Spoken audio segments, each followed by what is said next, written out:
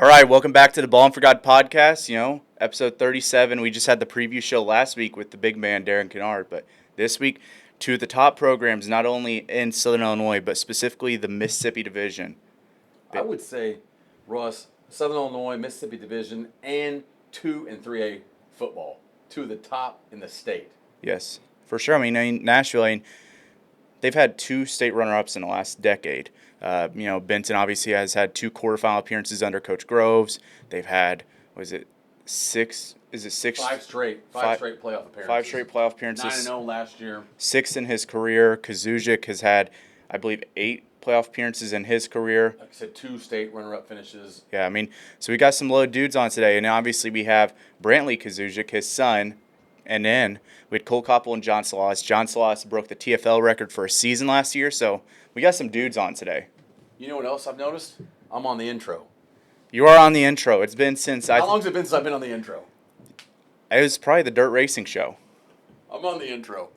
I think it was the dirt racing show. I'm on the intro. The dirt racing show. They're still waiting. Oh, my God. Jim Cowson's officiating shirt is here. He's here. He's here. I'm getting a fat head of his head to stick inside of it. He left it here. I'll just sit it right here. Yeah, we're gonna put it right there. Jim Cowson's refereeing shirt is here. We got helmets. We got helmets galore.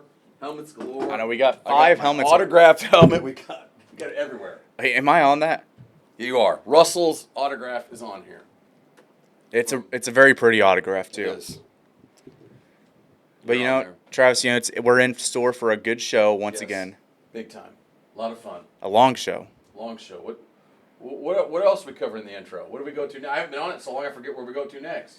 Well, do you want to go ahead and hit Player of the Week, or do you want to hit the... Well, we got several things to cover in it. What are we going to cover in it? We got Player of the Week. We got the All-Stars of Stitches trivia question. Yes. We got the Weeks in Benton Deal of the Week. Deal of the Week. Let's go first, Player of the Week. All right, so Player of the Week, Tons of votes, Ross. Tons of votes. Tons of votes, nearly 500 votes, 48,000 total views. 48,000 total views. 500 people literally clicked. Yes, they expressed their interest. I got to see 2 out of the 4 players that were up for the nominees, and they were pretty good. I got to see Chris Samples and Tripp Fletcher. And then there was also Jonathan Miller and Austin Grieve. Austin Grieve's a Fairfield kid. Jonathan Miller, Carterville. Chris Samples, Frankfurt, and Tripp Fletcher, CZRE. How many acronyms is it? That's a lot. CZR. What's that stand for? Christopher Ziegler Royalton Alvarado. Oh my gosh! And Alvarado's like 7 towns. Yeah, Virgins is in there. I wish they'd have all the letters. I wish it was CZREV. Jeff Dees was messaging me about it earlier, and you got to throw Mulkey-Town in there too. Mulkey-Town, biggest zip code in America. Yes. Player of the Week, a lot of votes, over 48,000 views between all the social media stuff. And I'm going to go on 2 rants during the intro, but my first rant is I have people ask me this all the time. They'll stop me places. Hey, where do you come up with these people for, whether it's a man or a woman, boy or girl, whatever you want to say, how does this happen? Does Russell just pick them out of the sky? Russell, explain to you how people get nominated for Player of the Week. All right, so there's 2 ways that it happens.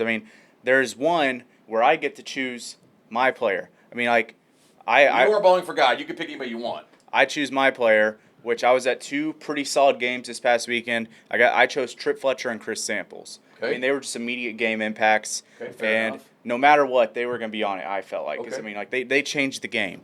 And then also you got to throw in there, you guys submit who you want. If you think Jonathan Miller is worth being a Player of the Week, send in Jonathan Miller. And, if you have his stats, great. If you don't, it'd be a little bit hard to put him in there. But, if you think Kenny Bratton was worth it, I saw Kenny Bratton had 4 touchdowns. Yes. I didn't see it till after we got the nominees up. But if you think Kenny Bratton is worth it, you guys submit the nominees. And, I put them out there. You got to put them in. I think this much. Russell spends hours and hours and hours with Ballin4God. You edit so many different videos. I think it's important for us to talk about this because it's heavily 48,000 views between all the socials, between Facebook, between TikTok, between Instagram, and just the show on YouTube. And plus all the people listening on Spotify, Apple Music. But it's not just come up from Russ. This is stuff that people send in to us. So how do they send it in, though? How do they where's the way to nominate? You simply, you literally anywhere you get a hold of us. You could comment it on Instagram, comment it on a Facebook post, comment on YouTube, So comments. Or even just Or send a message in. Send a message into the Facebook Messenger. Send a message into Instagram. Or if you're friends with me on any of the socials, just message me on Facebook Messenger. Or if you're from Benton, from Frankfort, or Marion, whatever, if you somehow have my phone number, message me that personally too. I'm not giving my phone number out. It is on my business cards, though. Okay, so I just wanted to get that out of the way. Player of the week, who is it? Player of the week this week for Joe's Pizza and Pasta. Player of the week, the Ballin4God, Joe's Pizza and Pasta Player of the week. I mean, we got to put that emphasis on. Gotta have it on there. They're back. Joe's Pizza and Pasta is back. They were back during the winter. Now they're back again. They're back in fall. And so it's Trip Fletcher from Christopher Ziegler, Royalton, Alvarado. From the huge acronym, Trip Fletcher with a huge game. They knocked off El Dorado on a Saturday. You were at the game. Russ, almost 500 votes. He had between him and Chris Samples, it was tight. Yeah, I mean, what was the percentages between those two? It was tight. Chris Samples, last I looked, he had 34.5% of the votes, and Trip Fletcher had 39.5% Wow. of the votes. So that's almost 73% of the votes between those two. Yeah, and that comes down to Trip Fletcher having 189 votes, and Chris Samples, he had 165 when. Wow, 189, 165, and then after that, was it Miller or Grieve that was behind? It was Grieve. Grieve was third, Miller was fourth. So, another thing, just so people know, when you vote, it says right on there to click this. I think people don't understand sometimes. Yeah. You have to click, and it takes you to a Google form, and it's real easy. You can go on there and click, but it's one per person, correct? Yep, one per vote person. per person. So if you're like, hey, I'm going to get Jonathan Miller 75 votes myself, you can't do it that way. Nope. So you go on there, you click the form, and then that all gets sent in, correct? Yep, it's all sent in. I have it right here on my phone or on my MacBook, whatever I choose to use that day. But, I got it all. And I saw the live votes, and Chris Samples was making it interesting, his fan base. Fan base is big. But Trip Fletcher coming out with the big week one. Trip Fletcher, what were his stats again? He had 157 yards on 12 carries. He also had 3 touchdowns, and he also had 12 tackles. He went on quite a trip. Yeah. Quite a trip! Yeah, he played both sides of the ball. When do we get a CCR helmet? Call Coach Rude. I'm getting Coach Rude. I need a helmet. I like their helmet. I like the CZRE new decal. I mean, they got a nice. We're getting a helmet. I mean, last year, so they used to have the little paw on there for the Bearcats. Mm-hmm. Then they went to CZR in a bubble, and then now they got just a Bearcats script, and it's just pretty. Love it, love it, love it. Coach Rude, I mean, his uniforms over there at CZRE, beautiful. So Joe's Pizza and Pasta is back with us. Ballin4God, week one out of the gate. Trip Fletcher, Player of the Week. What's next? I don't even know what to do next. What's next on the intro? Do you think we need to get into All-Stars yet? Yeah, let's go All-Stars. All-Stars and Stitches. I mean, they get it done over there at 418 East Main. I mean, what's the phone number to All-Stars and Stitches? Oh, we're getting into it. The phone number to get in contact with Big Dave at All-Stars and Stitches is 618-435-555-5555. 555-555-555-555. High fives, Russ. That's the phone number. That's the phone number. Russ, what all can you get at All-Stars and Stitches? I mean, All-Stars and Stitches, they cover the bases. I mean, yep. I just saw that they posted on the Facebook page about a week ago that they made a bunch of hats and visors. They also can make you a shirt. They can, I mean, if screen printing, embroidery, tackle twill. They can probably make you a bracelet too, can't they? Make you a bracelet. Make you an FCA bracelet like that. They can make these things, these FCA things like this. Yes. Yes. I mean, hey, hats, T-shirts, trophies, medals, banners, plaques. They can put the wrap on the outside of a car. They can wrap your vehicle. They can wrap your semi. You can say Ballin4God on your truck. All Stars and Stitches, Dave and Penny Severin, the owners for 30 years now. My gosh, 30 years. 418 East Main Street in Benton. They're open Monday through Friday from 10 to 4. New hours, 10 to 4, Monday through Friday. Get up there and see them. The crew up there, they'll make you anything custom you'd like. They make cups. I don't have my cup on me, my big Yeti cup. They'll wrap the cup with any school you want. Decals, they can do it. The schools, I mean, if the schools need something made for their team, I mean, they'll get a whole entire shirt. I mean, playoff shirts. Playoffs. But they get it done. They get regional championships done for you. But, I mean, here's the trivia question. I mean, we talked about it later here in the show. Trivia, here it is, the All Stars and Stitches trivia. Junior year of high school, we were on the road at West Frankfort, And, that's a big-time rivalry. Benton, Frankfort. This was 3 years ago. Yes. Stephen Kozuszek, the starting quarterback of Benton at the time, was out. He was out. And, we had to default. We had to run some, T formation? T. And we won the game in the T formation 42-20. But the question is, who was the quarterback running the T formation? You're kidding me. There was someone else besides Tiffin? Yeah. There was a different quarterback. I know, but I'm acting like I don't know. And he was running it very successfully. Who was the quarterback of that game? What week was that? That was week 6? No, it was week 7. Week 7. That was the first year. 3 years ago. The first year of the Mississippi. Where it shifted. Yeah, when Benton and Frankfort shifted to the Mississippi from the Ohio. Yeah, so who was the quarterback? And when they answer the question, the first one to get it right, we're going to give them some apparel. Oh, yeah. We're going to give them some apparel. They're going to look good in a Ballin4God shirt. We're excited. So that's your All-Stars and Stitches trivia. But, Russ, here's the biggest thing I'm excited about. My dad got a hold of me and said, Trav, I'd like to have a way of tracking when people watch the show and come in the store. Wait till you hear this, guys. This is why we do Ballin4God.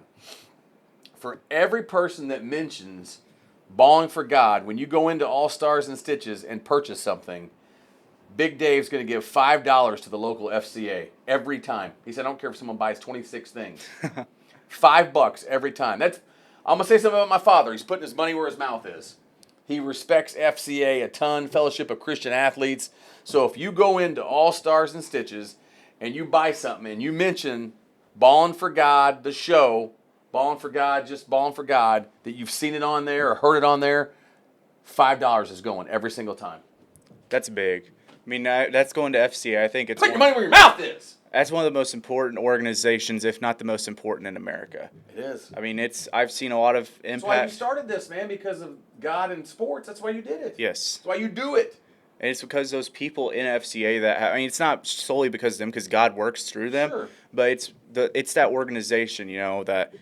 Brian Lahr does a great job. Bob Pankey did it for years. Brian Lahr, Bob Pankey, Kevin Smith. We've had him on the show. I mean, there's a lot of great dudes that work in that organization and women, and it builds a lot of people. I mean, we heard from students need this. Nathaniel Marlowe said that his younger brother Jacob just grew so much in a year just through FCA, and so if you go into the store and say, "Hey, Ballin4God sent you," Big Dave, he's going to donate $5 per person, right? $5 every time you purchase something. Every purchase something, you said you saw it on Ballin4God, you heard about it on Ballin4God, every purchase you make, $5 going to FCA. My dad said, I hope I write a huge check. Is he going all the way to Kansas City for it? If he needs to.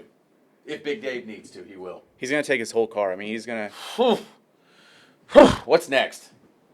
The deal of the week, right? Deal of the week? I got the green shirt on. They say I look like I work at La Fiesta when I wear this shirt. They say I look like I work at La Fiesta in this shirt. I was going to ask about that. It's the green Weeks in Benton shirt. I wore it. I think it's awesome. Terrible. The tan line's horrible today. I was outside all day. I think you should wear that every week. I'm going to wear this shirt every week? Yes. I'm wearing this green shirt. I want comments. If people like the green shirt, I'm wearing it every week. I hope a bunch of people comment. Yeah, if you like the green shirt on Trav, comment. How many people have to comment, though? 83. 83 people have to comment. If there's 83 comments, I will wear this every week. Is this lime green? I thought it was Hamilton County for a second. Whoa, Foxes! All right, here's the deals of the week. 1627 North Main, Weeks in Benton. You can go on the website, weeksinbenton.com. Deal of the week. You got Polaris's. You go see Tyson Samples, get a Polaris, Monday through Friday, 8 to 5:30. Saturdays, 8:30 to about 3 on Saturdays. Tyson Samples got Polaris's, got ATVs, four-wheelers, kids ATVs, Razors, Polaris North Star, Rangers, you name it, go see Tyson. And that's on the Polaris side of the store, 1627 North Main. On the car and truck side, here is the big deal of the week. Here's the big deal of the week. Here it is. I almost feel like stealing saying this. I feel wrong. 2019 Ram 2500, that's a big boy truck. 3/4 ton diesel. It's diesel. It's blue. Patriot blue. Does it get better than that? Patriot blue. That's pretty. Patriot blue 2019 only has 35,000 miles. It's a diesel. It's a 3/4 ton. I feel wrong saying this. $36,995 for the price. I feel wrong. I feel like I'm saying something like, Lord, forgive me. Like, Lord, forgive me. $36,995. That's the deal of the week. It's Patriot Blue. Does it get much better than that? $36,995. Patriot Blue. Oh, that's Nashville. We don't have Massac County Patriots. We'll get a helmet. I'll get us a helmet from Massac, too. $36,995. That's the deal of the week, guys. 2019 Ram 2500 diesel. Diesel, that's a man's truck. That's a Southern Illinois truck. That's a beast of a truck. Yeah, it sounds like you're talking Doesn't about. have to be a man. It sounds like you're talking about big diesel right now. Just tough. It's just tough. It's just I'm gonna pull I'm a fifth wheel. I just imagine AJ Kinsman driving that truck. Rumbling around. If AJ Kinsman wants to come get it, right? 83 comments. Gotta have 83 to wear the green. Can we post it on TikTok though? Post anywhere you want. Hey, we'll post the clip on TikTok. I'll tell you what else we're gonna post on TikTok. Did you look it up? The video of Coach Groves? Yeah, it's a great video. I'm excited. Running with the ball. We stick it on the broadcast, right? That's just gonna be a highlight reel right there. I love it. That's gonna be Ballin4God play of the week. Ballin4God player of the week, 1995 at Robinson, Justin Groves. I got to give a shout out real quick, Russ, before we get out here on the intro. Justin Wyatt, friend of mine, caught the first touchdown playoff history, and he caught a 2-point conversion. Number 42, Justin Wyatt was a tight end. I called him to verify the score of the game, and we were arguing about the score of the game, but Justin's like, I played in the game, Sev. I'm like, I know. He's like, I caught the first touchdown playoff history. He vividly remembers Coach Groves picking up that fumble and rumbling in. Dead sprint from Coach Groves. Number 71, Coach Groves. Justin Groves. He was all state that year, wasn't he? He was all state. Justin Wyatt was a junior. Reggie Smith was the quarterback. Number 17, I can name all those dudes. Jimmy Linehan, Ken Zebart, Tim Stewart. I can just keep naming guys, man. Just keep naming. I can name a lot of them. Yep, that was exciting. Senior year, right? Jason Johns was the running back. Tremendous running back was Jason Johns. I know I'm forgetting guys, but TJ Sozier had a great season. Great team. They didn't let you play though, right? I wasn't allowed to play. They said you're too good. They thought I would hurt people. Thought I would hurt people at 112 pounds, whatever I weighed. 6'1", 148. Now I've shrunk, and I weigh about 5,000 pounds. Russ, we got to get off the intro. Okay. 83 comments, guys. We want the green. Okay. We are out. We are out. We are out. We are out. Russ, one last thing. I think this is real important. Russ, you've done a really good job building Ballin4God. You've done a tremendous job. I brag on you all the time. You started this as a 15-year-old. You're 19 going on 20 years old now. You've grown the Facebook, Instagram, TikTok, all the different things you do with YouTube. It's Spotify, Apple Music. It's thoroughly impressive. And I'm very thankful I get to be a small part of what you do on the show. But I'm going to go on a little bit of a rant. I don't usually go on rants on here, but I'm going to go on one. You've been getting a lot of criticism, and it's okay. People can criticize what we do. I'm not saying I can't take criticism and you can't take criticism. But I'm going to try to help you as an old man, 48 years old. I don't think the public realizes on the poll that comes out, there's been how many? 8 total people. No, how many polls have come out so far? Okay, sorry. So there have been 2 polls. The preseason poll and then heading into week 2. Okay, so there's been a preseason poll and heading into week 2 on Ballin4God. We want interactions from people, okay? And most people aren't going to agree. People in the same household might not agree. No. Husbands and wives might not agree. Sons and daughters might not agree. Boyfriends and girlfriends might not agree. But here's what I want to come across, everyone. This is not Russell and Travis doing the voting. We are 2 of 8 people. There are 8 people that vote from all over Southern Illinois in the media. These aren't just randos. These are media people. They don't live in Benton. I want to get that across to people. Here's my rant. They don't live in Benton. How many more times do I have to say it? They are from Southern Illinois. They're from all over Southern Illinois. We got Jefferson County. We got Franklin County. We got Williamson County. We got Jackson County. Yes. We are well represented all over. Well represented. So that's my rant. I just want to get that out to people that Russ and I are not we're 2 of the 8. There's 6 more people voting. So that's my last rant on that. I'm a man enough guy. I don't expect the other 7 people to do it, but every week I'll show you the 10 teams I vote for. I don't care. But that's my thing. Russ has been getting a lot of messages to him, a lot of texts to him, And I just wanted to get that out there. He didn't ask me to do this, but I as one of the 8 people, want people to know it's just not me and Russ's opinion. Now, you don't have to agree with my opinion, Russ's opinion, or the 6 other people's opinion, but there's 8. 8. I'm out.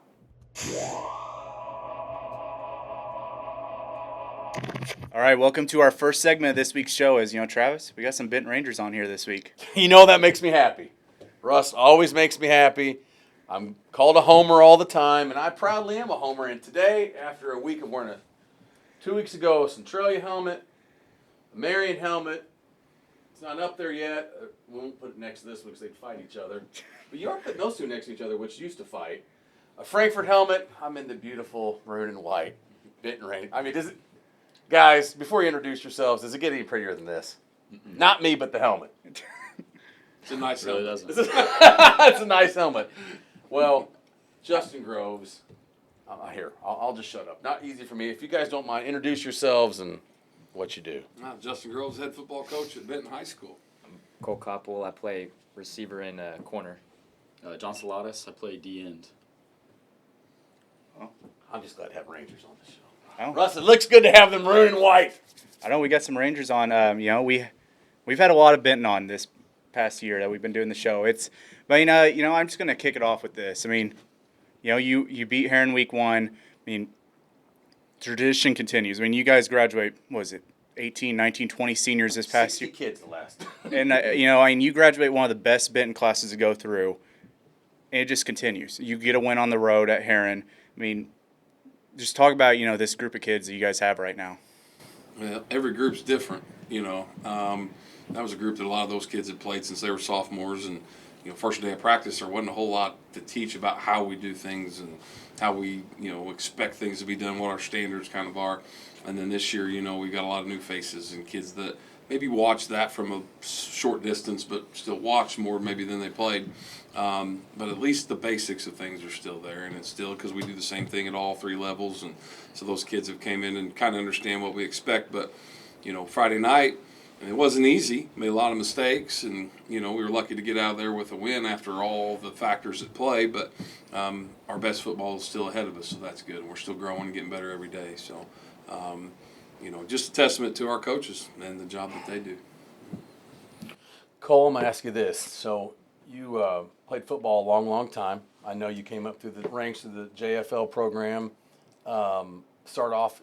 Now, I knew you when you were little, you were a quarterback. Did you play anything before quarterback? No.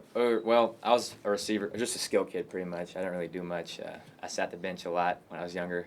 But then it was 4th grade. Our starting quarterback got hurt, and then I just was a kid that could throw. So they just told me to step up and play, and then that's where it started pretty much. So you played quarterback growing up, get to high school, play your freshman, sophomore year, and then not always easy for kids. This is one of the reasons why I wanted you on the show. Sometimes in this world we live in, some kids can't handle getting moved, getting changed. Coach understands this. He's done this a long time. You had a lot of success. I knew you'd been a quarterback when you were a little guy, and did a good job your freshman, sophomore year. But what was best for the team, you move into a different role as a junior, and you're playing receiver and the defensive back. And then what week did you break your? Week 3. So week 3, you break your collarbone. You're probably thinking, oh, my God. I've already switched from quarterback. Now I'm a wide receiver. Now I'm out. You were out pretty much the rest of the season, weren't you? Yeah. Talk about that for yourself, switching positions, going through the injury, and now your senior year obviously had a great week 1. You've had a great summer. Kind of go through that if you don't mind. Yeah, so it wasn't easy. I've been just so used to playing quarterback and just being in charge pretty much, and, I'm so used to getting the ball every play. So then, nothing goes your way in life all the time. And, it's just you got to change to it and adapt to it. So, I started working out a lot more, started eating right. I put on 30, 40 pounds. And then Big muscles. yeah. And then rarely wears a shirt. I wouldn't. I wouldn't on the interview. Surprised you got to get one now. On the interview, I wouldn't have one on. Yeah, so I just, our coaches are amazing what they do, and they got me used to playing receiver and corner, and then, things were going pretty smooth. I was getting some playing time, and then, I go for a fumble on kickoff against Murphy, and the pile falls on my arm, and I hear a pop, and then turns out my collarbone breaks, and that was really hard because up till that point, I put a lot of work in on and off the field. That summer, I remember going on the field like 3-4 times a week. Like we were there constantly, just putting work in, getting better. So that was really hard. But like I said, nothing really goes to plan in life. You just got to get used to it and you got to work through it. So then, I lost all that muscle because I couldn't use my whole right arm. Then I got back in the gym, back in the weight room, started eating right again, got back right mentally and physically, and then, this year we're here and now we're doing good. So. The key to that is, I hear we talk to kids all the time. We talk to coaches, talk to kids. Perseverance, man. I mean, a lot of kids in this world we live in now would just say, screw it. They'd quit. Hey, I don't get to play that position anymore. And now I've switched positions. Now I'm hurt. I'm done, man. I'm not playing football anymore. Yeah. I'm not gonna. It's too hard. It's too hard, right? Mm-hmm. I commend you for doing that, man. It's not easy, and then I'm proud of you. But that's good stuff, John. Now we're moving down to John. Big bad John. Big bad John. It's a bad mamma jamma. They said they made the song about him. I'll tell you what, that song came out when my dad was in high school. I think 1,000 years ago. But I'm leaving work today, and, obviously Weeks, big sponsor of the show, and my boss at work, Will Zettler, says to me, he says, God, I told him who we were interviewing. He said, man, I love to watch Salatas play. He did. He said, I love to watch him play. He's just what did he say? Raw energy out there, man. He said, Will was talking to me. He's like, man, he knows the snap count. Is that true? Do you know the snap count? They were kind of giving it to us. It was like, it was like ready, 1, 2, 3, so. Once I got used to it, I got a couple of snaps in, and I just started timing it at that point. You were so quick off the ball. I mean, yeah, how? How did you learn that? I don't know. I think it's just, honestly, it's been with me for as long as I can remember. I know I played basketball over the summer, and I think I got told 5 or 6 times by different people, different days, that my biggest concern, or their biggest concern when they're guarding me, is my first step, and just really explosive. I honestly don't know where it comes from. Thank you. Wait, John, I was a senior when you were a sophomore. I saw that type of stuff in you. Did you ever try to block him? I didn't block him.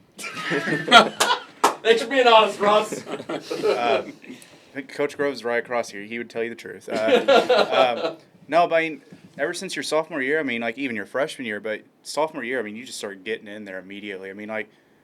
What gave you that drive? Because you not only did you start getting in there, but you got bigger, you got faster, and last year, you had a heck of a year and continued so far this year. Yeah, absolutely. I think the biggest thing was, freshman to sophomore year, I think it helped. Or in my freshman year especially, it helped because I was a lot bigger than all the other kids. Kind of had a lot of confidence going into the games, knowing that I was bigger. Then at JV, kind of continued. But then I got moved up to varsity, and now I'm going against A.J. Kinsman every play and Riley Spencer, and they're throwing me around like I'm, a little featherweight. So I think I used a lot of my sophomore year to just get right mentally and get back into realizing that I'm a lot bigger than I think I am, and that it really showed in my junior year, I think. Junior year, I know this much. I know you were all conference in the River, which, yeah, whatever. That's great. That's great and all, but you were all South and Ballin4God. Yeah. You know what I mean? River to River all conference is fantastic, but B4G all South, man. That's big. Yeah.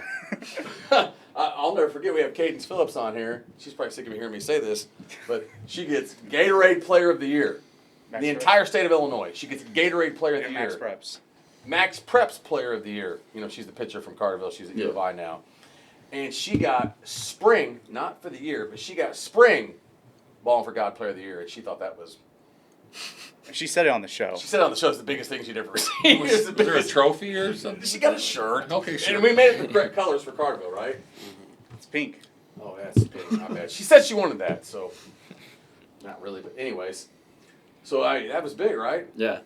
No, I'll just mess with you, but I'm going to ask you guys this because I know Coach Groves well, and he'll have good answers for all this stuff. But how was it the last 2 years for you guys watching all the talent that's come through? When you guys were sophomores, we're a foot away from making the semifinals in state. When you guys were juniors, we're 9-0. You've seen some great football players the last couple of years, not to mention the 73 coaches we have. Yeah. Is that... We're down to 14. 14, my bad. I say that, tongue in cheek. Talk about that though. Playing with those guys, being around those guys. What does that help you guys with to where you're at now? I remember the first day of practice, me and him were joking about when we were freshmen and sophomores, the seniors looked like monsters compared to us. We were so tiny. There's, big grown men, and we were joking about it, wondering if we kind of looked the same as the freshmen now. And just because seeing the way they played, they were also aggressive and just so tough, and they played with each other, and it was just, I don't know, it was awesome to see. And we were just joking about how if we're like that now, and I think we are. So. I like that. What do you think, Big John? I think it's definitely helped. I got to watch Zay play for a couple years. That was really cool, really nice to see. AJ Kinsman, I mean, every time I talk to him, he's got something that's good to say. He's got good advice to give me and to keep my head up.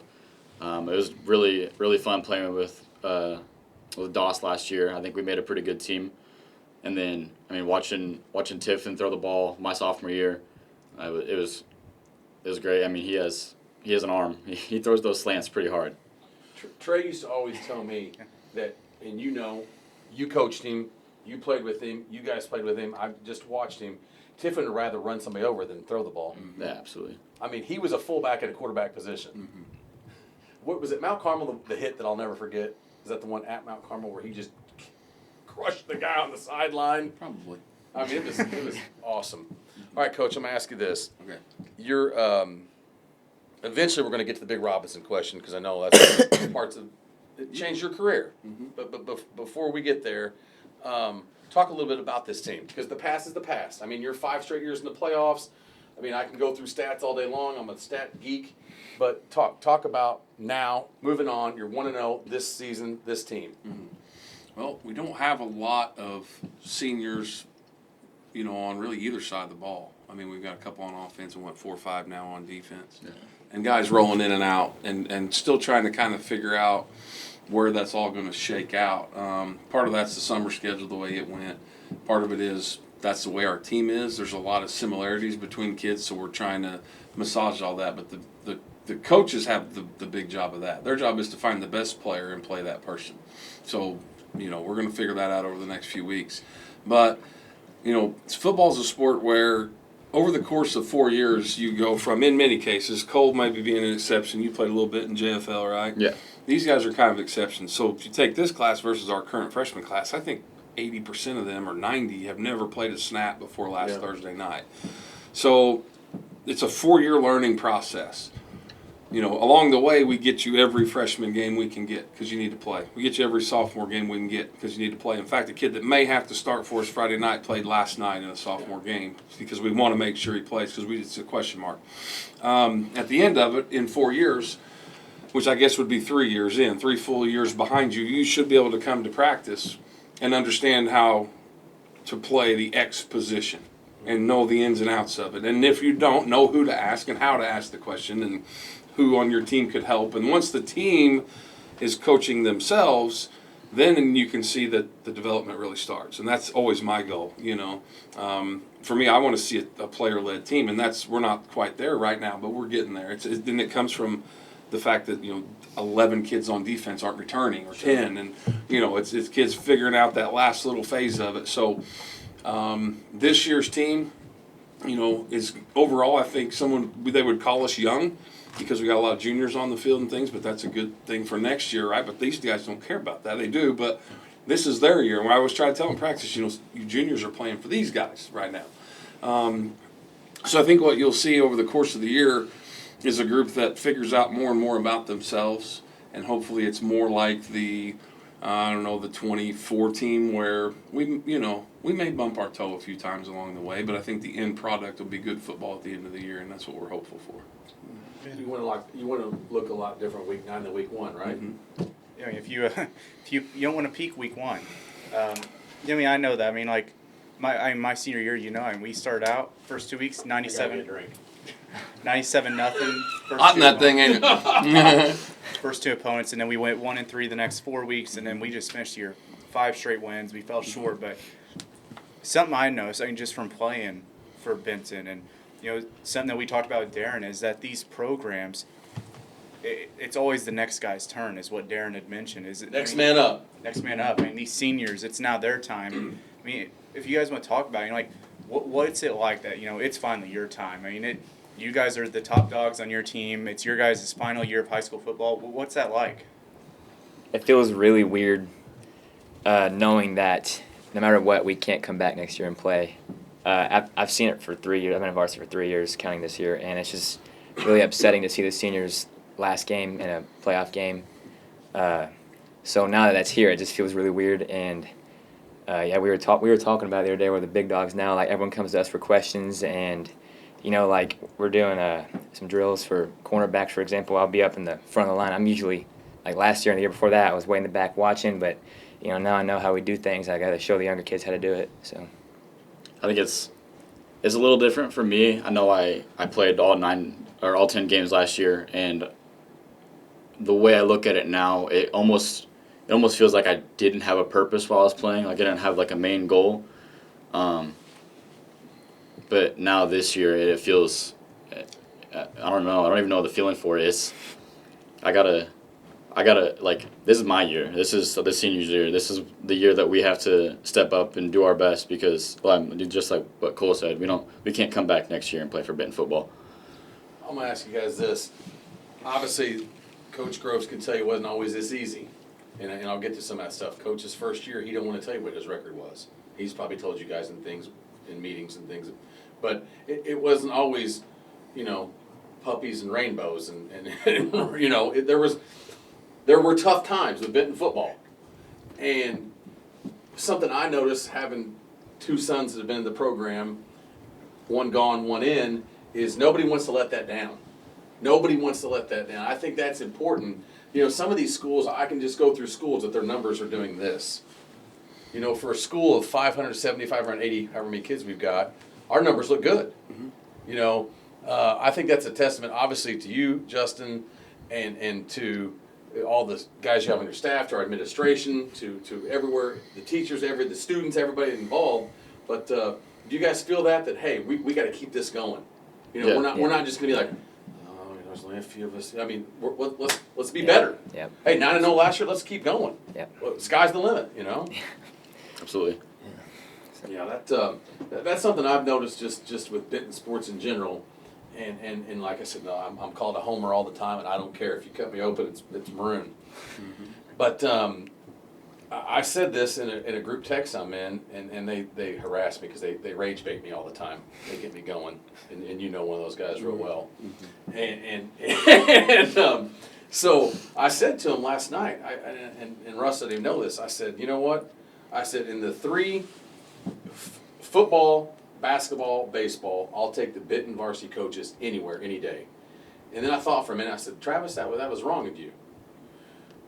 I'll take our golf coach, our wrestling coach, our track. I mean, you just keep naming. The men's sports at Benton High School right now, the head coaching is second to none.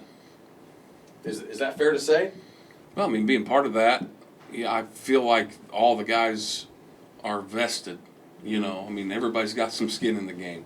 And, you don't just have, I don't just show up in the fall and coach football with Coach Webb. Then, Coach Webb coaches the track team, and I show up and help him. I help Dave a little bit with the girls' basketball. Ron's going to coach some softball. I mean, we're not big enough to have, one sport athletes and one sport coaches. So everybody kind of gets invested, and it's all brought full circle through our weightlifting program where kids are, at least offered the opportunity. You can take a horse to water, can't necessarily make them drink.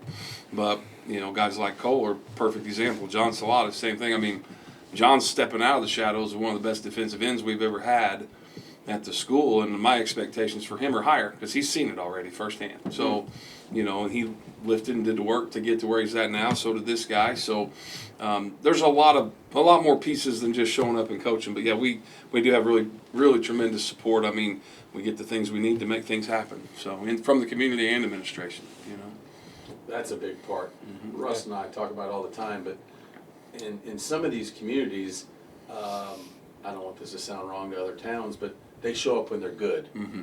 And then other years it's like, oh, well, I'm going to watch the halftime performance, my daughter's in band, and I'm leaving. Mm-hmm. I'm just giving an example, or so-and-so's on the pom-pom or something like that. I mean, Benton. The community, you go to Benton football game, that's, in my opinion, I'm definitely not biased at all. I can't be at all. But, my opinion, Benton football atmosphere is like second to none as well. I mean, one of my favorite football games I was ever a part of. I was on the bench, but Someone's got to be there, Russ. Yeah, me and Sunshine, I remember we were getting the crowd pumped up. But Nashville versus Benton at home, my junior year, that game was awesome. We won 42-36, but just how important is it to have the fans like that, to have the community like that being behind your backs? As we talked about Sparta, Goreville, all these small-town basketball schools, all these football teams around here, they got the community. That's one big thing with these teams. Yeah, I've seen that kind of come full circle. So, you know the environment I grew up in and my coaching influences on me with Coach Roper, Coach Simpson, and those guys. Pre that, there wasn't a whole lot of winning seasons going on. Freshman year in the South 7, getting kicked every night. Sophomore year, Roper, young coach, getting started with us, moved up with us through the ranks, and the rest kind of has become history, as they would say. But I can remember empty stands. Right now, obviously, the last several home games we've had have been tremendous atmospheres, good fans. I remember when it was way, way crazier in 1999 and those crews with some of those older brothers and cousins and cymbals banging and cowbells the size of that helmet. And wild compared to what we have now, but still good now. So I've seen that kind of come, full circle a little bit. Full circle in a lot of ways. We had black and white TVs when we grew up. I know. We were the remote control. Yeah. And now we still know how to work our iPhones and have a podcast That's and right, everything else. So we are the full circle generation. We are. Kids don't get it. No, they don't. Yeah. I think back to this, and I'm going to ask you to talk about it a little bit, because I know how important, you said two of those names, but I found a picture from your senior year, and I went back, and I'm going to make Russ, if he's not seen it, I'm going to make him put some clips on the actual one, because, we shoot it today, but the show will come out Thursday. I found that highlights video of your senior year, and have you guys seen the highlights of Coach's senior year? I don't think so. It's on YouTube. I've heard about YouTube, it. 1995 Benton Ranger football, YouTube, just look it up. It's on my phone right now. But I also found a picture of the program from when went to Robinson. And I'm looking through some of those names. Those guys are all seniors. I'm same age as you. So I'm looking through all these names of guys. Some guys I forgot. I'm looking at this picture. And I forgot that Coach LeBuie, was a freshman coach 30 years ago. Coach LeBuie once rode a dinosaur to practice. He leaned in. He leaned in for that one. Coach LeBuie played when you folded your helmet up and put it in your back pocket. Oh, the good doctor. Oh, man. So, I'm looking at this picture, and I'm thinking, these guys will never know. And maybe their parents have talked to them about stuff, but go back to the guys that you were able to, if you mind do this, Coach, for me, two things. The guys yes, there we go. The guys you played with and played for back, that kind of, it changed. It changed this town. This was and Ronnie Weindler is one of my best friends. He was in my wedding. Ronnie, I love you. When I can't find guests, I call Ron, and he comes on the show, and I forget I have my own camera now. Traveling guest. That one. Huh? Traveling guest. He's my traveling guest. When I can't call someone, I just get a hold of Ron. He comes on and talks for me. Sorry, Ron. That's how important you are. But this was a basketball town, and you know that. We grew up in this town. This was a basketball town, and Jeff Roper was able to change, and not that it's not a basketball town, but this is a sports town. This is a golf town. It's a dirt racing town. It's a dirt, wherever that's at. It's a Shane Cochran shirt back here, or Wiggs, whoever that is. Shane Cochran.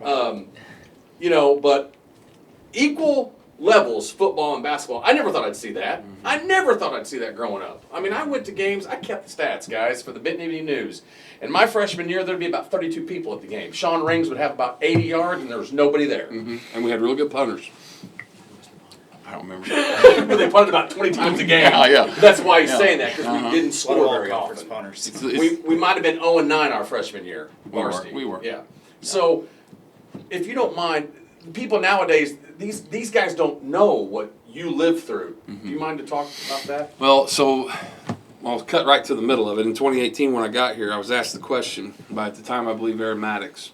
You have an opportunity here. There is potential for a turf field, where it is now. Or there was also the potential to tear everything down, make it bigger, put it in a track, do it completely different. That was a lot more money, obviously. Or leave it the way it is. And I asked for 1 year to think about it, because I hadn't been the head coach ever. You know, freshman coach, sophomore coach, coached at Marion a little bit, Johnson City. I mean, I've been around, but I never really dove in too much to my thoughts on that. I just dealt with whatever I had. So that year in 18, as we're practicing on the practice field, which is a mixture of grass and weeds, and lots of rocks, and the old foundation from the old high school, and you know, there's these issues. And I remember one, Mr. Newcomb, Aiden Newcomb, I believe he would have been a sophomore. He goes to plant for a post route on a concrete surface about like this that the dirt had finally blown off of, like tumbleweeds across the desert. His spikes hit the concrete, he slipped, and he went down. And I thought, that kid just got hurt. Now he got up, kind of limped it off, shook it off, and he was okay. But that was the second I decided I owe it to all these kids to look into something. If they'll do it, we got to do it. So that was kind of when I decided turf. But if you run back, if there would have been mention of turf in 1995, Rope would have said just pave the whole thing. You know, I mean, we were tough as nails, and that was okay. We used to say we'd play in the parking lot, you know, if we have to. We ran through a metal blaster. I was actually looking for it last week. I think it maybe got recycled. I found the company that made it, and they still make them, and they're about $10,000 now. Metal arms that you had to put your head in and run through. And a guy like Cole, he'd get stuck in there. And so we'd have to pry, and even when I was coaching, we'd have to push him out. Hey, get out, go. We'd push him through it. And that toughened us up. And that's, I mean, any old school guy's going to know what I'm talking about. You know, and Doc Simpson would whoop us once a week. I mean, fight us, you know, take us to the ground, and things that now you just can't do. No. It's very highly frowned upon. But, you know, those are memories that I hold very close to my heart, near and dear. And if anything, they were extremely passionate. They worked real hard. And you make fun of how many coaches I have. They did that with 2. I know. I couldn't get through dynamic warm-ups and individual time with 2. Completely different era, completely black and white versus color TV. Sure. But at the same time, you know, when people ask me why I coach, there's a couple reasons, but the number one main reason is because someone did all of that for me, you know, and for us and for my teammates. And, you know, we went from witnessing an 0-9 season, being a sophomore on a 0-9 or 1-8 because we got a forfeit. I don't remember the word. Harrisburg teacher strike. So I remember I was playing great. Sophomore, we're finally winning. I got one of my first football games as a sophomore, playing good. Rope's coaching us. Doc Simpson's our line coach. Things are going good. And Samuel comes over. Justin, you're going to dress for me Friday night. I'm like, oh, awesome. So I'm going to go play on the varsity team. I got to scrimmage with them. I was doing good with them. Rope's like, forget it. You're not playing. You're not going up there. So I got told no, I wasn't going. At the time, I was mad. Now I understand perfectly. Yeah. You know, we ended up, I believe, winning the conference that year. And then, you know, junior year, missed the playoffs by a point at 6-3. 6-3. Didn't get in. 6-3 didn't get in. Then we had to get 7-2. We're automatically in and go to Robinson and win, and the rest is history. And that's kind of what started my path to where I'm at now. It was a long road, but you know. You said it. You're going back to Robinson. That's one of the reasons we had you guys come on. It's 31 years ago, 1995, in a playoff game. I don't even know if these two know, but talk about the play. The play. There was a name for it, but did it change your life, that play? It probably did, and this ain't about me Friday night. We already went up there and won a 7-on-7 tournament a few years ago, Okay. so we'll call that the return back. This is about these guys going up there, and I've been there for lots of track meets and that kind of thing. But last year was the reunion. Yeah. That was 30 years since that game, so we got that taken care of last year. Got to see some of my teammates and stuff. That was fun, but they're going to share the highlights. Just make sure you watch them. It was a good play. I'm the fastest guy on the field, and no one can tell me any different. It was just a game where one team was destined to win, and that was the Benton Rangers. And, you know, the best part is when people that most of us know, like Dale and Ellen Schaefer, you know, people who had kids in that game and now have grandkids playing, and they're just like, I'll never forget that touchdown. And I'm like, I don't remember a second of it. I don't know, but, you know, it was all blur for me. I mean, I do remember it, but once I picked the ball up and I realized it finally happened, every lineman's dream, the rest was a blur. I mean, I was out of air. I don't know where the oxygen was. I'm sure I was, you know, low on oxygen supply to the brain. So, Did you know you wanted to be a coach back then? no. Because, guys, I'll just let you know, after he makes that play, has a tremendous senior year, Coach Groves becomes all-state football player, 1995. I mean, we're in the same class. I didn't know. I didn't know if you'd be a coach. You never know what people are going to do in life. But when did that gear switch and turn? When I couldn't play anymore, I missed the game enough that I felt compelled and went and talked to Rope, and there was an opening for a volunteer. He wouldn't have more than one or two, so and I'm glad he did. So I got more on that in a second. But once that became part of my life, I already knew how he was, so it was real easy to coach for him. Then there were times where it was real hard, when you're having kids and things. And so I try to be understanding with my coaches now. If there's things going on and, they're going to miss some stuff here and there's part of the reason we have 14. So there's a lot of reasons, Sure, I get it. If Joe Smith's boy's got a football game tomorrow and he's going to have to miss practice for a couple of, it's okay, we got you. You know what I mean? So we do that. But then the other thing, once I started down that road, I actually thought even bigger. I thought, I'm going to coach the rest of them. I want to be a coach and that's it. Whether that's college or a different state or whatever.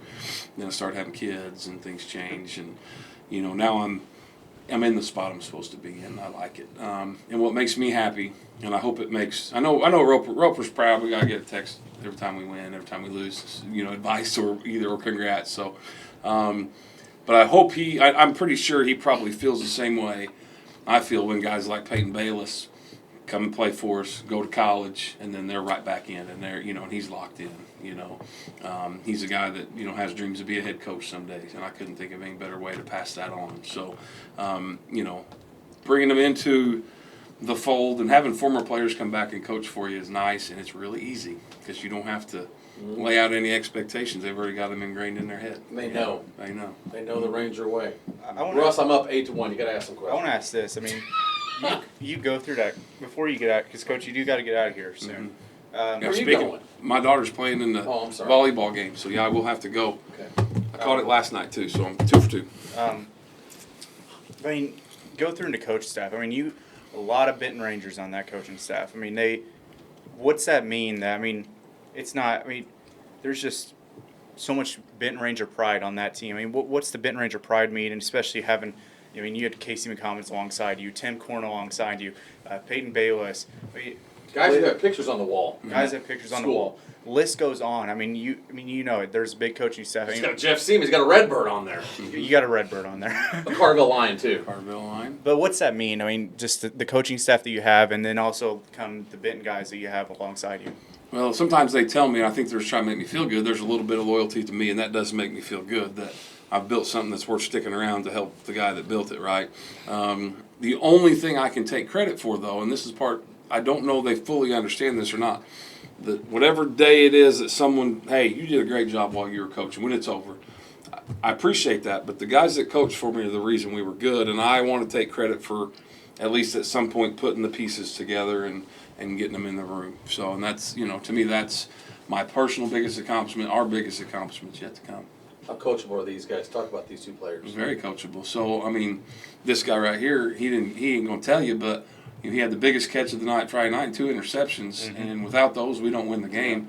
We weren't doing real well in the turnover margin for the first time in a long, long time. Yeah. And we shouldn't have won at one point. We felt like we really shouldn't deserve to win, but then we fixed things, and we absolutely deserved to win. So, and Mr. Johnny, I can tell you about how coachable he is, but he won't tell you this. There was a time where I wasn't sure he was going to play. Really? How old was he? He's a sophomore in high school. Okay. And it doesn't matter. It doesn't matter what was going on. What was important was one of his teammates let me know. And I had a little talk with him, and I said, you do not want to miss this. You've worked too hard. And I don't remember the exact conversation. He might remember. But from that day forward, he has been nothing but one of the best players we've had. So, and his work is paying off big time. And he's going to go to college and play somewhere and make somebody really happy. So. That's the reason I asked that is because there's lots of football players, guys. There's kids all over Southern Illinois. There's kids all over the state. There's kids everywhere. But one of the main things I've noticed from the guys that come on the show with us, and just I've been in this business in a roundabout way for a long, long time, being around athletes, is the coachable ones are the ones that they make or break teams. Because there's athletes all over the place, Southern Illinois, that aren't coachable, and their teams aren't good because of it, right? And then there's guys that are coachable and have the athleticism with it, and the ability and the work ethic and all that, and that's when it makes it special. When you can put that all together, when you can take a kid that's athletic, strong, smart on the field, and kind of make it all happen, that's a coach's dream, because it's not always that easy. I mean, there's probably kids walk through the halls at Benton High School. I can't get to my nose. At Benton High School right now that you would like to probably have play sports, play football, but they don't for whatever reason. And I won't even say the kid's name, but I go through a drive-through all the time. I think this kid playing sports, but talk about that part of it. It takes in this day that we're living in. You talked about we grew up in black and white. We grew up before cell phones. I mean, I'm over here charging this. I make sure Russell has a C. Is it called a C charger? Yep, I don't know what the freak they're called. C, whatever that's called. It's a different world, and football is hard. It is a hard sport. It's a lot easier just to go hang out and be with your buddies, and some guys really do have to work a job. I get that. I respect that 1,000,000%. But sometimes it's easy to just say, I had to go do this or that. I'm not playing football this year. If football was easy, Everybody would do it. Yep. it's not easy. And, I had to learn a few lessons from my dad along the way, too, because there was a time where it wasn't easy, and I was upset, and I came home and I told my dad, I said, I got my butt chewed today, I didn't deserve it, and I was mad because I didn't miss my block, or I didn't, whatever it was. And he said, son, you've got it all backwards. That's what he means. He said, you come home and you're mad at your coach? He said, his job's not to make you happy. Your job's to make him happy. Ooh. And I don't know very many players get told that at home. Ooh. So that's a difference between the way I grew up and the way we are now. We teach as many life lessons in football as we do X's and O's. As these guys know, the game is 90% mental. The other, so 10%, all that hard work, all that off season, all that stuff we do, that's a big, big, big part of it. That's 10% of it, right? Once your body and everything's right, then that hard part, the 90%, the mental toughness, the knowing how to line up and where to be and who to block. And, every sport has its challenges. The biggest challenge in football is if 11 guys will do their job right, it'll be a successful play, which might equal 5 yards. If one guy messes up, it's likely a loss if the wrong person messes up. And we saw that Friday night, didn't we? Yeah. So the lessons are being learned. I'm excited for these kids to see what they can string together, and as long as they keep playing together for each other and get better throughout the season, I think they're going to have a good year. I have to ask this, Russ. I have to ask. I know you got to get going. I have to ask this. How much does Coach Groves love the tea? He likes the tea. He loves it. Yeah. We run it. I fixed it today. So. You Yeah, fixed it. There we go. What was wrong Always with it? changing it. We just trying to do too much. Got a little cute with it. Yeah. Yeah, he grew up with the tea. Coach Simpson, man, that was I'll say that this. was the gospel. I know that we used it against Ann Jonesboro my senior year, I believe, right? We had to. Yeah, it was rained so hard. That was the hurricane, It inland was a hurricane. hurricane. But I'm gonna be honest with you. I mean, senior year, I was like, until Anna, I was like, man, I don't know why the heck we're doing this every practice. And Russ! Well, there was another game, oh, is it Murfreesboro? West Frankfurt game. West Frankfurt? Yes. Tiffin couldn't Oh, play yeah, for I a remember quarter. that. The only thing we had was Maroon and who played quarterback that game? Oh, is I can't remember. Was I it could Grant? think. Huh? Was it Grant or something? No. I'll have to think about that one. Why can't I remember that? I don't know, but anyway, we didn't have Tiffin, and our Maroon quarterback was available, so we ran it and scored twice, and then Coach Webb's like, well, why are we going to change anything? So Yeah. we just stayed in it. So Man, I can't remember who didn't play quarterback. Who played That'll be our quarterback? trivia question. That can be our That's our, that could honestly, be a trivia question. that's gonna Who be the started trivia question. quarterback against West Frankfurt in What year? 23? Right, 23. Yeah, that's gonna 24. 24. That's gonna bother me. But I don't Your know. senior No, it year? was 23 because it was Your at West junior year. Frankfurt. It was your junior year, yeah. We were at Frankfurt. We actually used the locker room down there. Yeah, I remember that. Okay, guys, so here's my question for you two. I asked guys from another town, team down the road, this same question, and I got some pretty good answers from them. What's it mean to be a Benton Ranger, Cole? It means to lead by example, be tough, and probably the most important thing Coach Groves tells us is to play for each other, not just with each other. So I like it. Big John? I mean, he's got big 3 points right there. I think another thing is that stepping up to that the leadership role as a Benton Ranger. You know, everybody's good at their own things, and everybody can teach somebody something else. And I think a big thing is I'm blanking. It's all right.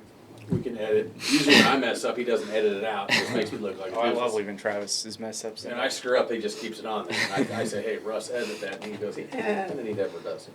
So I think a big thing is We're leaving this. helping as a Benton Ranger, as a senior, that you help everybody. You're helping the younger kids. You're teaching the other kids. I don't do any chewing. I don't do any getting onto the younger kids because we have plenty of coaches that can do that for them. I'm there to help them up and keep them going and keep their head up. I will just say this much.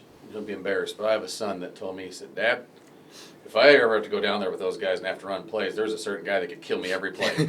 And he's nice enough that he doesn't kill me, because he could. Got to keep the quarterback safe. Yeah. Well, you know, guys, we go to Robinson. See, I'm going to get in trouble for saying we, I don't care. The Benton Rangers go to Robinson. Give me your thoughts, guys. It's a couple days from now. I'm excited. Long, you excited? It's a big, Yeah. long road trip. Yeah.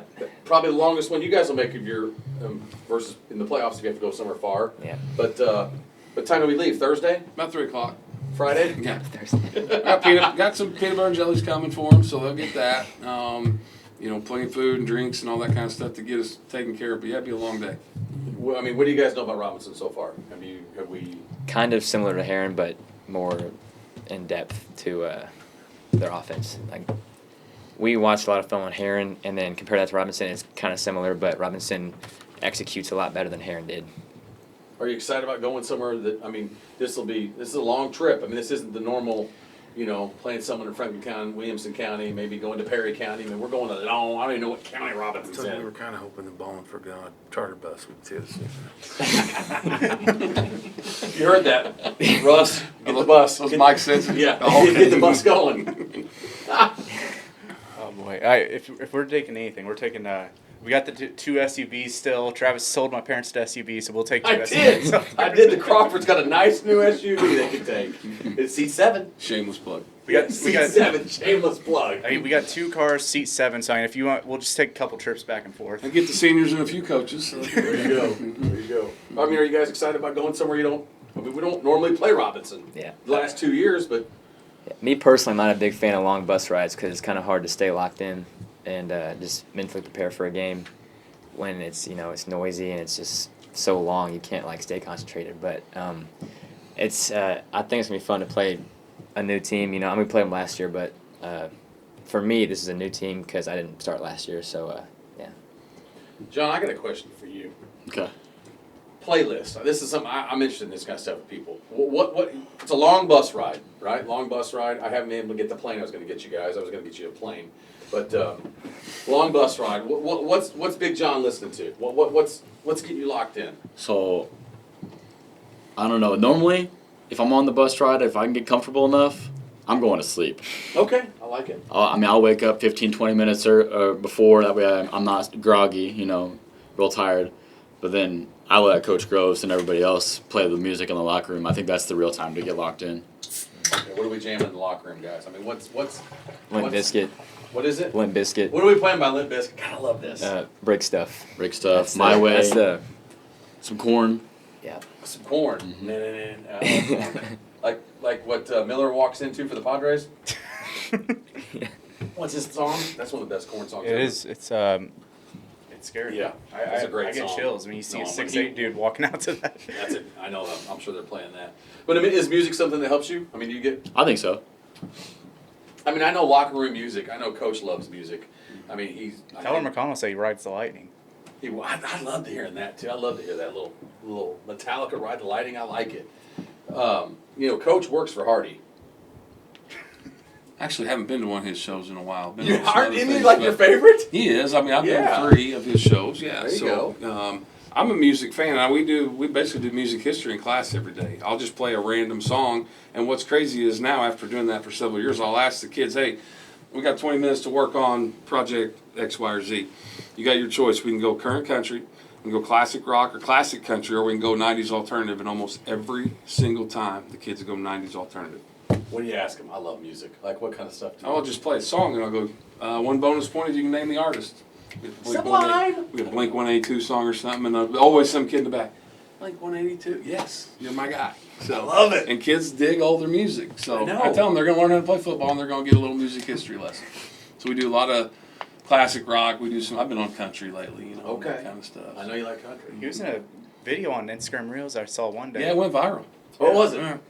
Was that a Gavin Adcock concert? So Gavin Adcock I played, love Gavin Adcock. played for yeah. Georgia Southern. Yeah. Got thrown off the team. Yeah. Different problems, whatever. Don't care. Sure. Cheap I throws. heard the story. I got to go look him up, and I found his ESPN stats. Mm-hmm. Had about 10 tackles as a freshman, maybe about 15 as a sophomore, and 18 as a junior, and then an abrupt end. They're gone. I printed the sheet, and I just had it in my hand, and I showed it to him.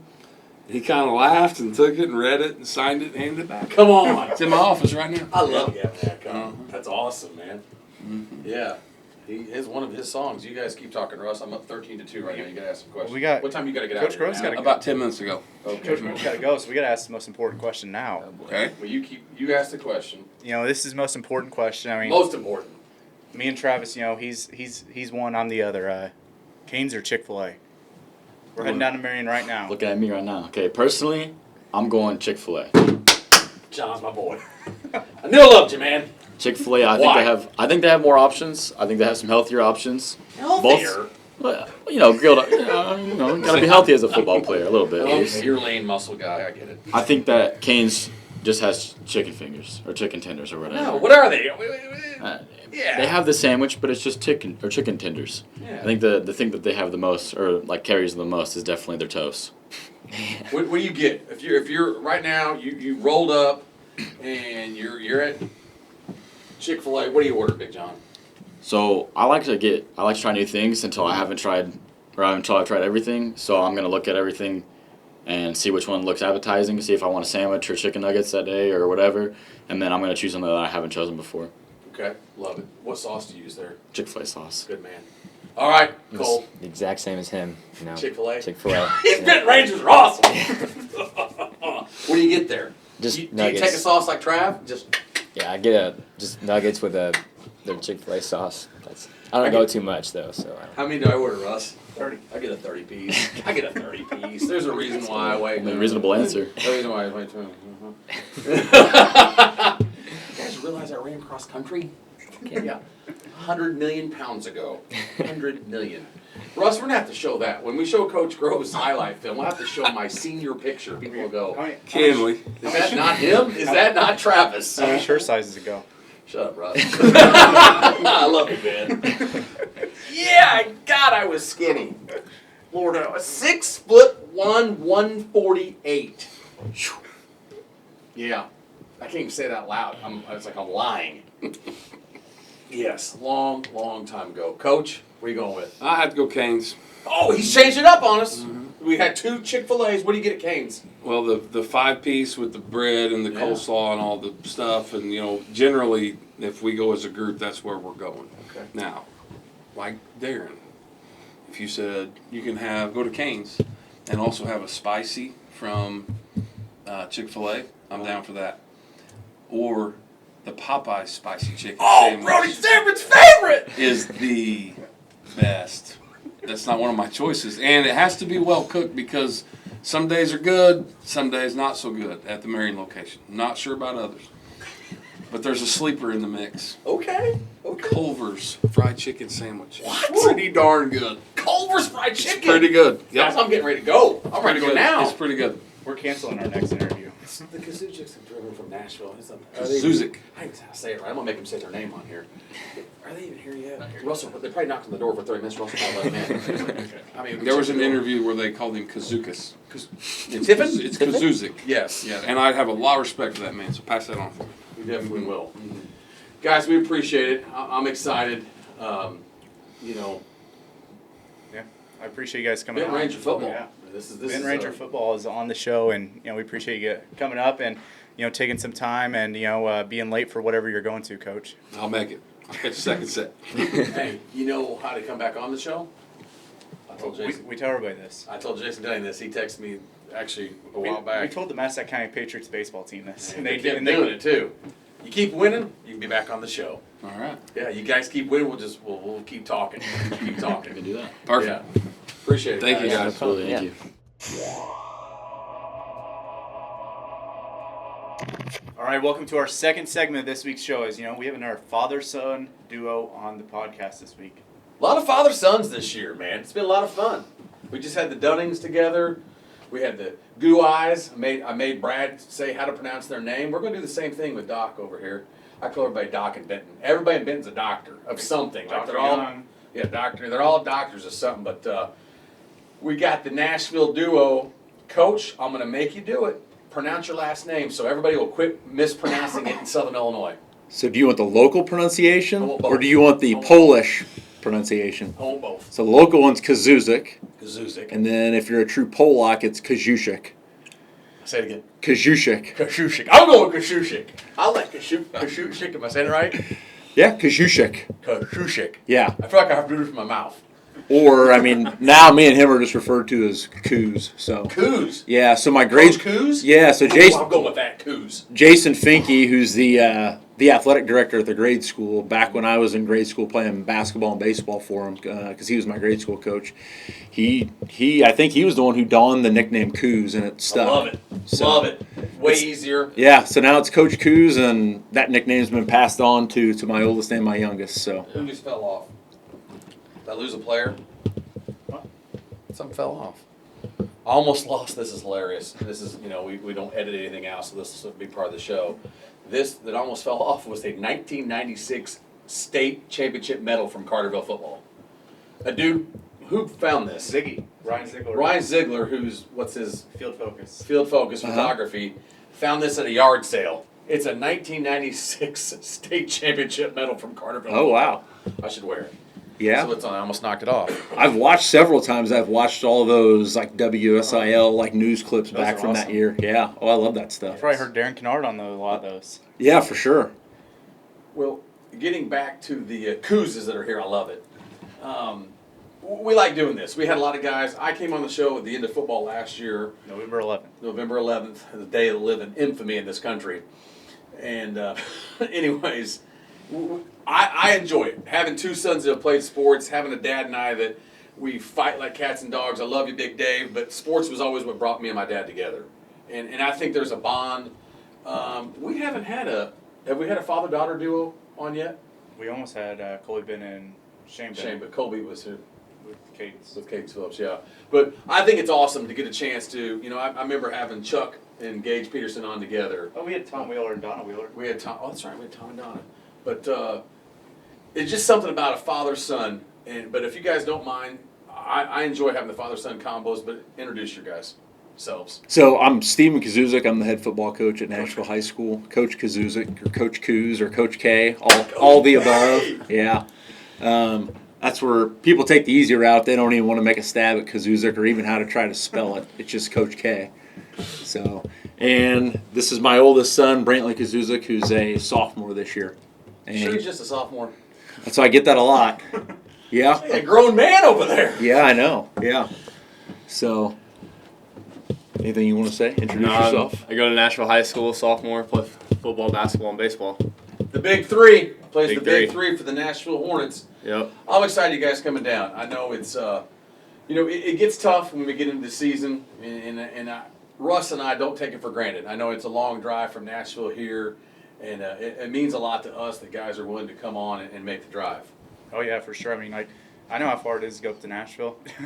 I mean, I remember going up there for the sectional championship there for basketball. It's not a short They trip. don't want to hear about that. And I'd love to talk about it for a couple hours. No, it actually brings back memories from my days when I was coaching baseball. If I had to go to Benton or to Frankfurt, I would always take Valier Road and then Wren City Road, take the back way. It was the quickest route there. Wow, So. you just dropped the Wren City Road on us, Uh-huh. man. So you know all the ways to get around. I Really like it. cabins in the woods. That's right, Red Lake Cabins in the Woods. You're going by a bunch of our sponsors' locations. But, all right, so you guys are here, Nashville football. Russ and I joke all the time, and obviously I'm in the Nashville helmet. I just feel like I'm just ready to hit somebody. Probably get concussion. Knowing me, I wouldn't tackle them correctly. But I love the white helmet. am I in the white one? Yeah. Feels good. Who wore this helmet? Who knows? Who knows? It's a good question.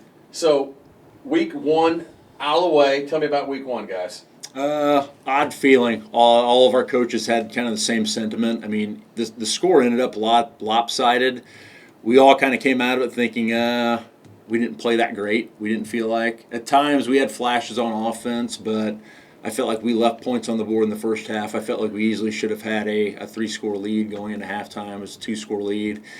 And, you know, at times on defense, we definitely struggled tackling. I mean, their running back's a special cat. I mean, he's just different with his speed and his quickness. It was just hard keeping him bottled up.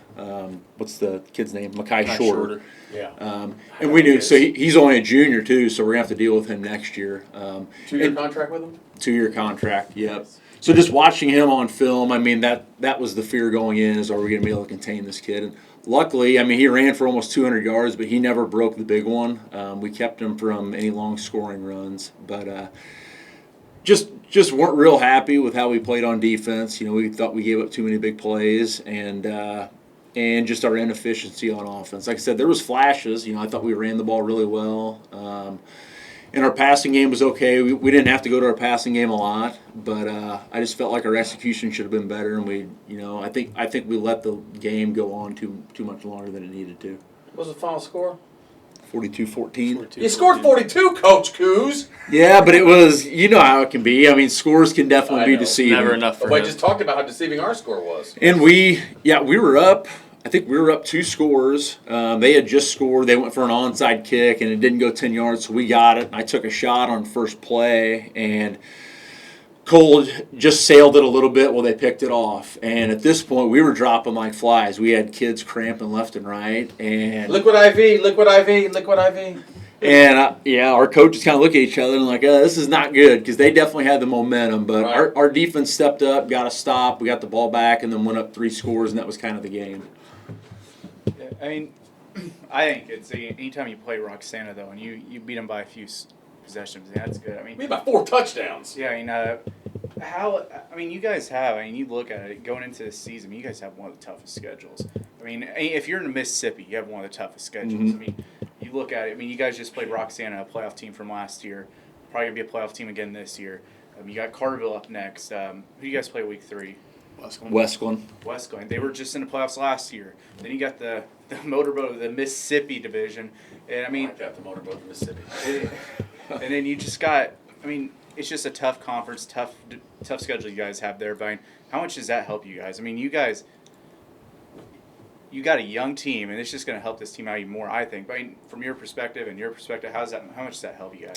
Yeah, I like it. I mean, especially with the change in the playoff setup this year. Well, everybody makes it now, right?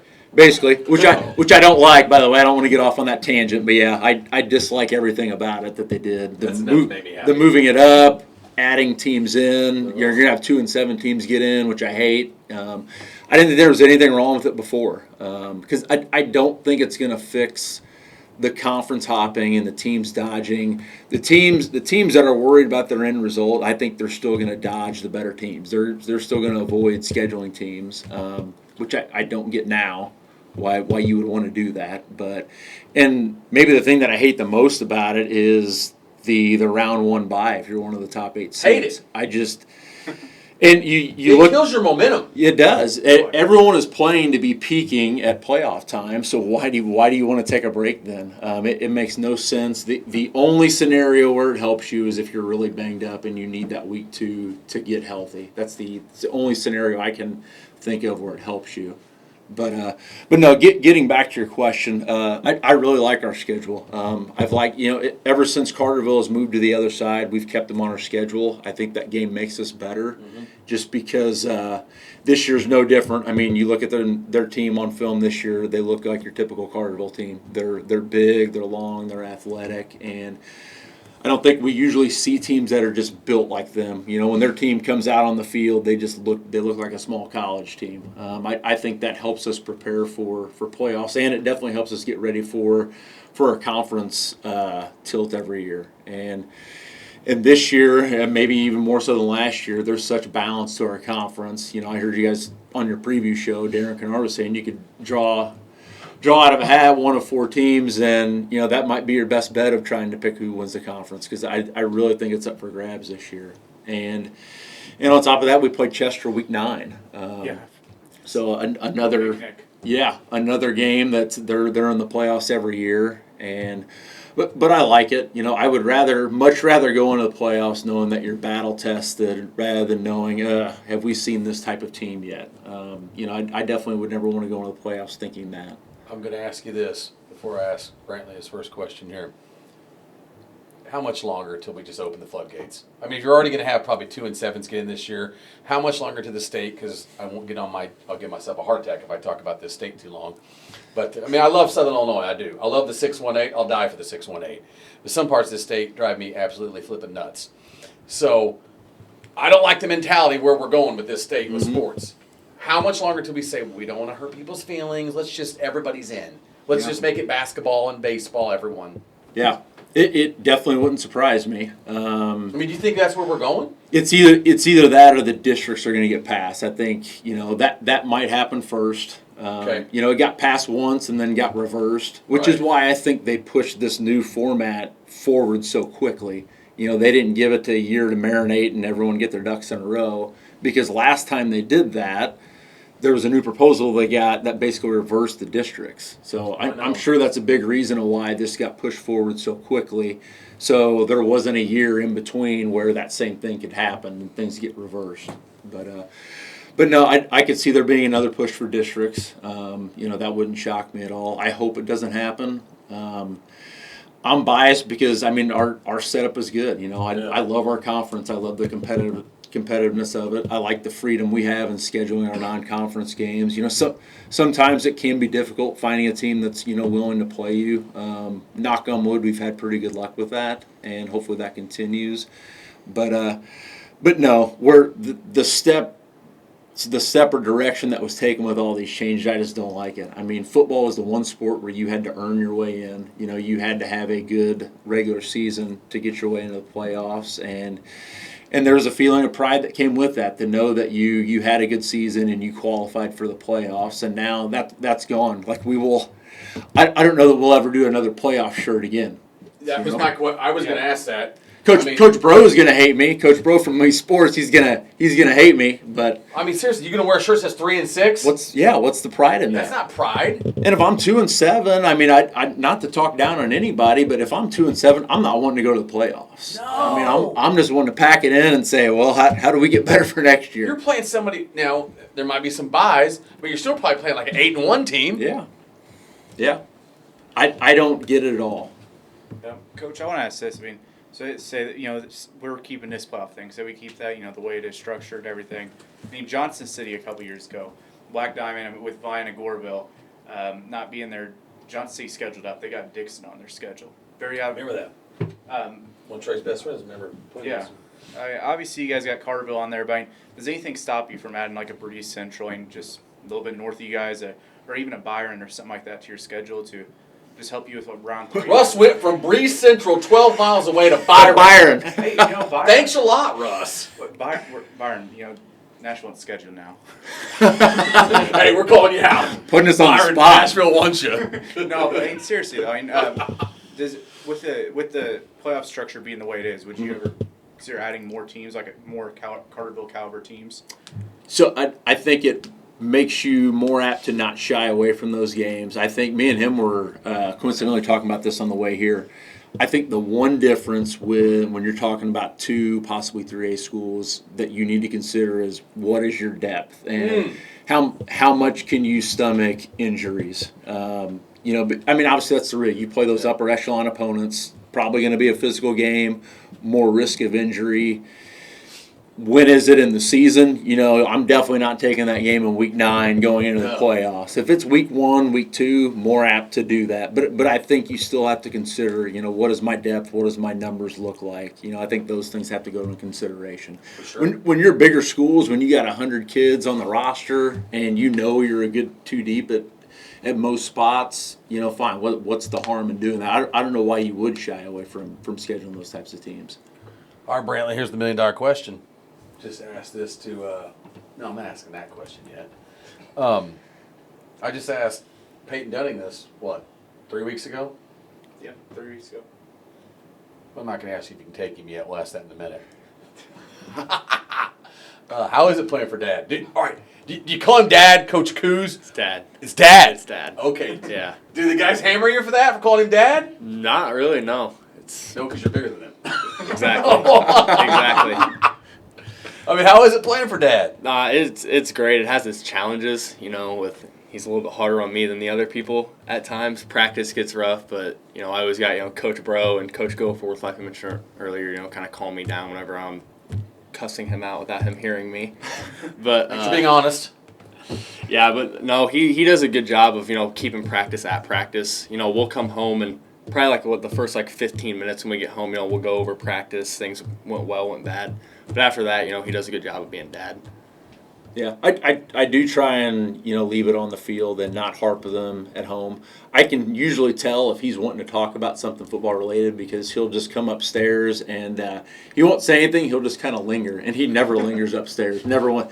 His basement's down, or his room is downstairs His in the domain. basement.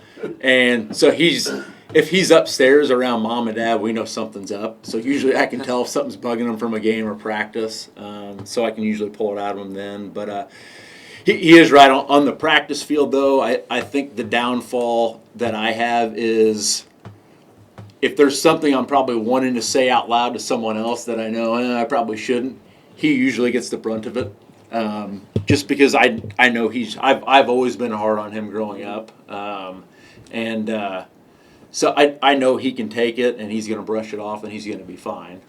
We're other kids. I think that's one key to being a coach is knowing how to handle certain kids. Can you Different be harder? personalities. Oh yeah, can you be harder on this kid? Yeah. Do you need to back off of this kid? So knowing that, a lot of my frustrations, if there's something I want to say out loud, maybe to another kid, and I'm usually saying it out loud to him. Mm-hmm. So I've tried to make it a point to be better at that this year. Last year was a little rough. Yeah. So. Well, I'll just say this. It had to be tough last year. You're a freshman, and you're starting varsity football in a town First game wasn't that rough. What's that? First game wasn't that rough. No. Why? He had 120 receiving yards his first game. It wasn't bad. Ballin4God Player of the Week. There you go. Well, how about that, Trav? But just looking at it from an outsider looking in, especially raising boys in my hometown,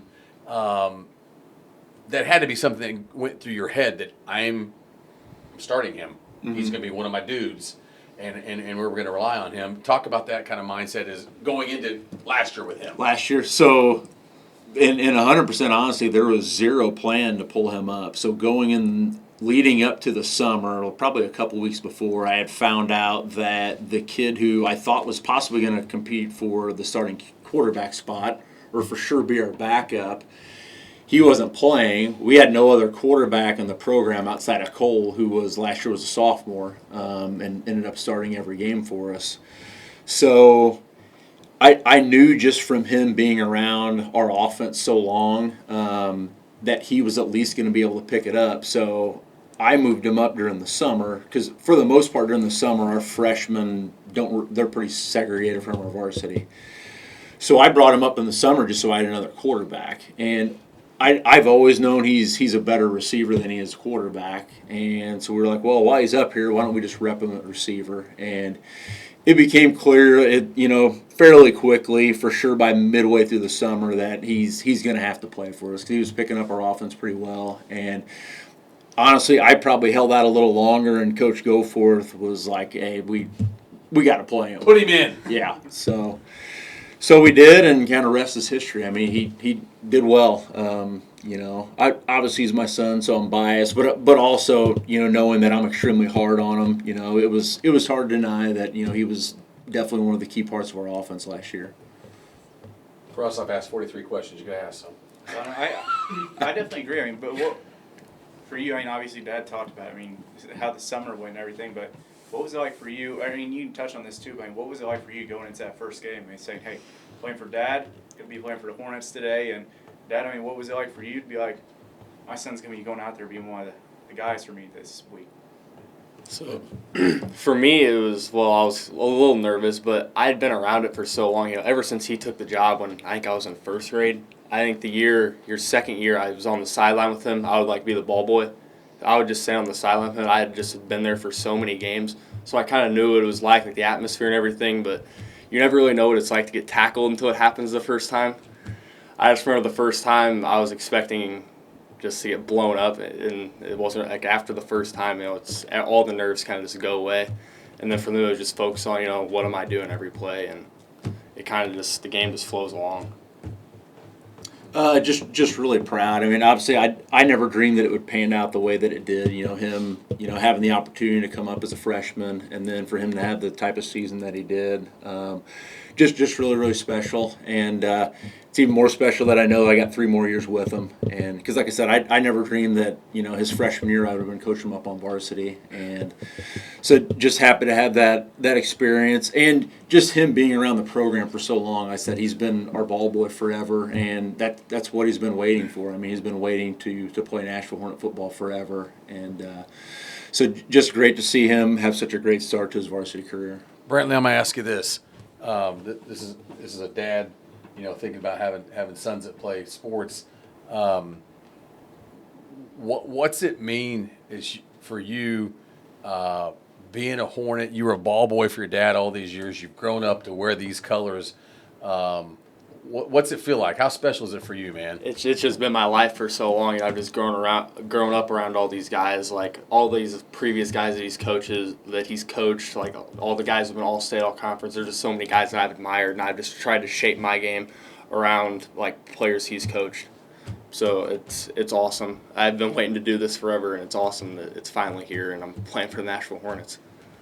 Love it. I'm going to ask you this too, man. So I'll just be blunt, because I got a kid that has to play against you forever. But you're a big kid. I mean, to most people, unless you're lying in the program, they got you 6'3", 205. Is that correct? Is that about right? It's about right. It might be 215. Here's where I'm going with this. Dad's a big guy too, obviously. I can tell he's in the weight room.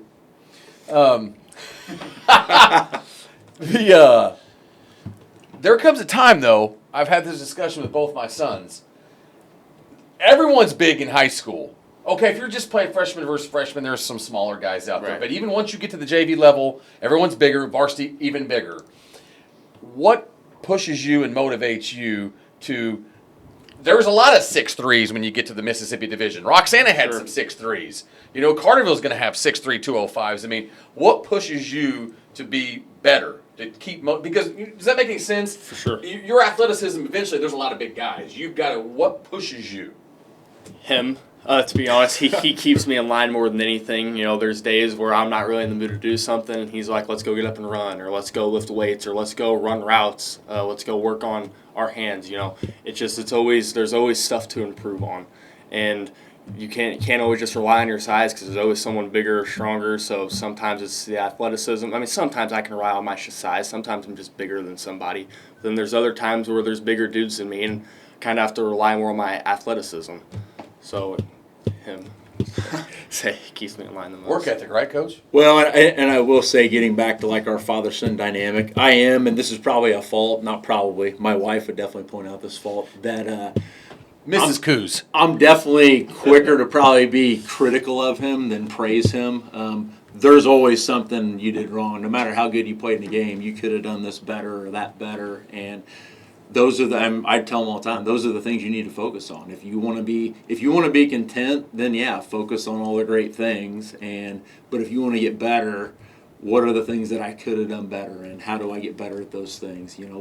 Always trying to find ways to improve. And that's what separates those really good players. Before we started the podcast, we were talking about a handful of athletes and their work ethic, and you talk about those better. Sure, there's some that are just that gifted. It probably doesn't matter what they do; they're going to step on the field and be at least the best athlete on the field. But those ones who really succeed and they move on to the next level, it's because of their work ethic. I want to ask this. We asked Archie this when he was on, and Brad, but obviously you said you started being a ball boy around first, second grade. when did you start realizing, though, that you got to start taking it more seriously if you want to be on that field? I mean, because Archie said when he was like 10, he started being at every of his dad's. Is that when he was Chubby Arch? Chubby Arch, Big Arch? Big Arch. They called him Big Arch back then. He got McDonald's meal named after him? Is it really? The Big Arch. That's an after do I. But I mean, but you know, I would say it was if I was that kid. But you know, go into it. You know, talk about when did you start really taking it seriously? Your football training. What did he say? Like 4th or 5th grade, he really started like he. Yeah. Yeah. Every Sunday. Yeah. Sunday throws or whatever. Yeah. I work out every Sunday morning. For me, it was definitely our first title run in 2019 when we were runner-up.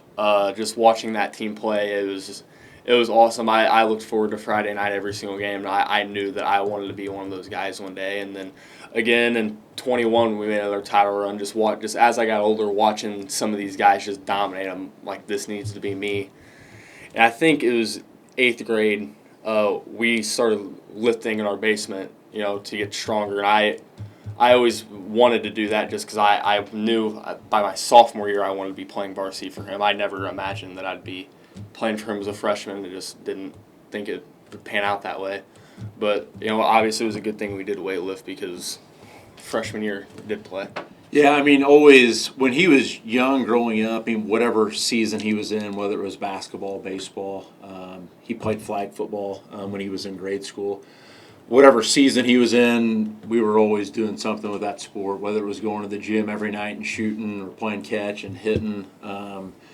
But, yeah, like his 7th grade, we started working out some his 7th grade year, but really after basketball season ended his 8th grade year, that summer, we really started hitting the weight room hard.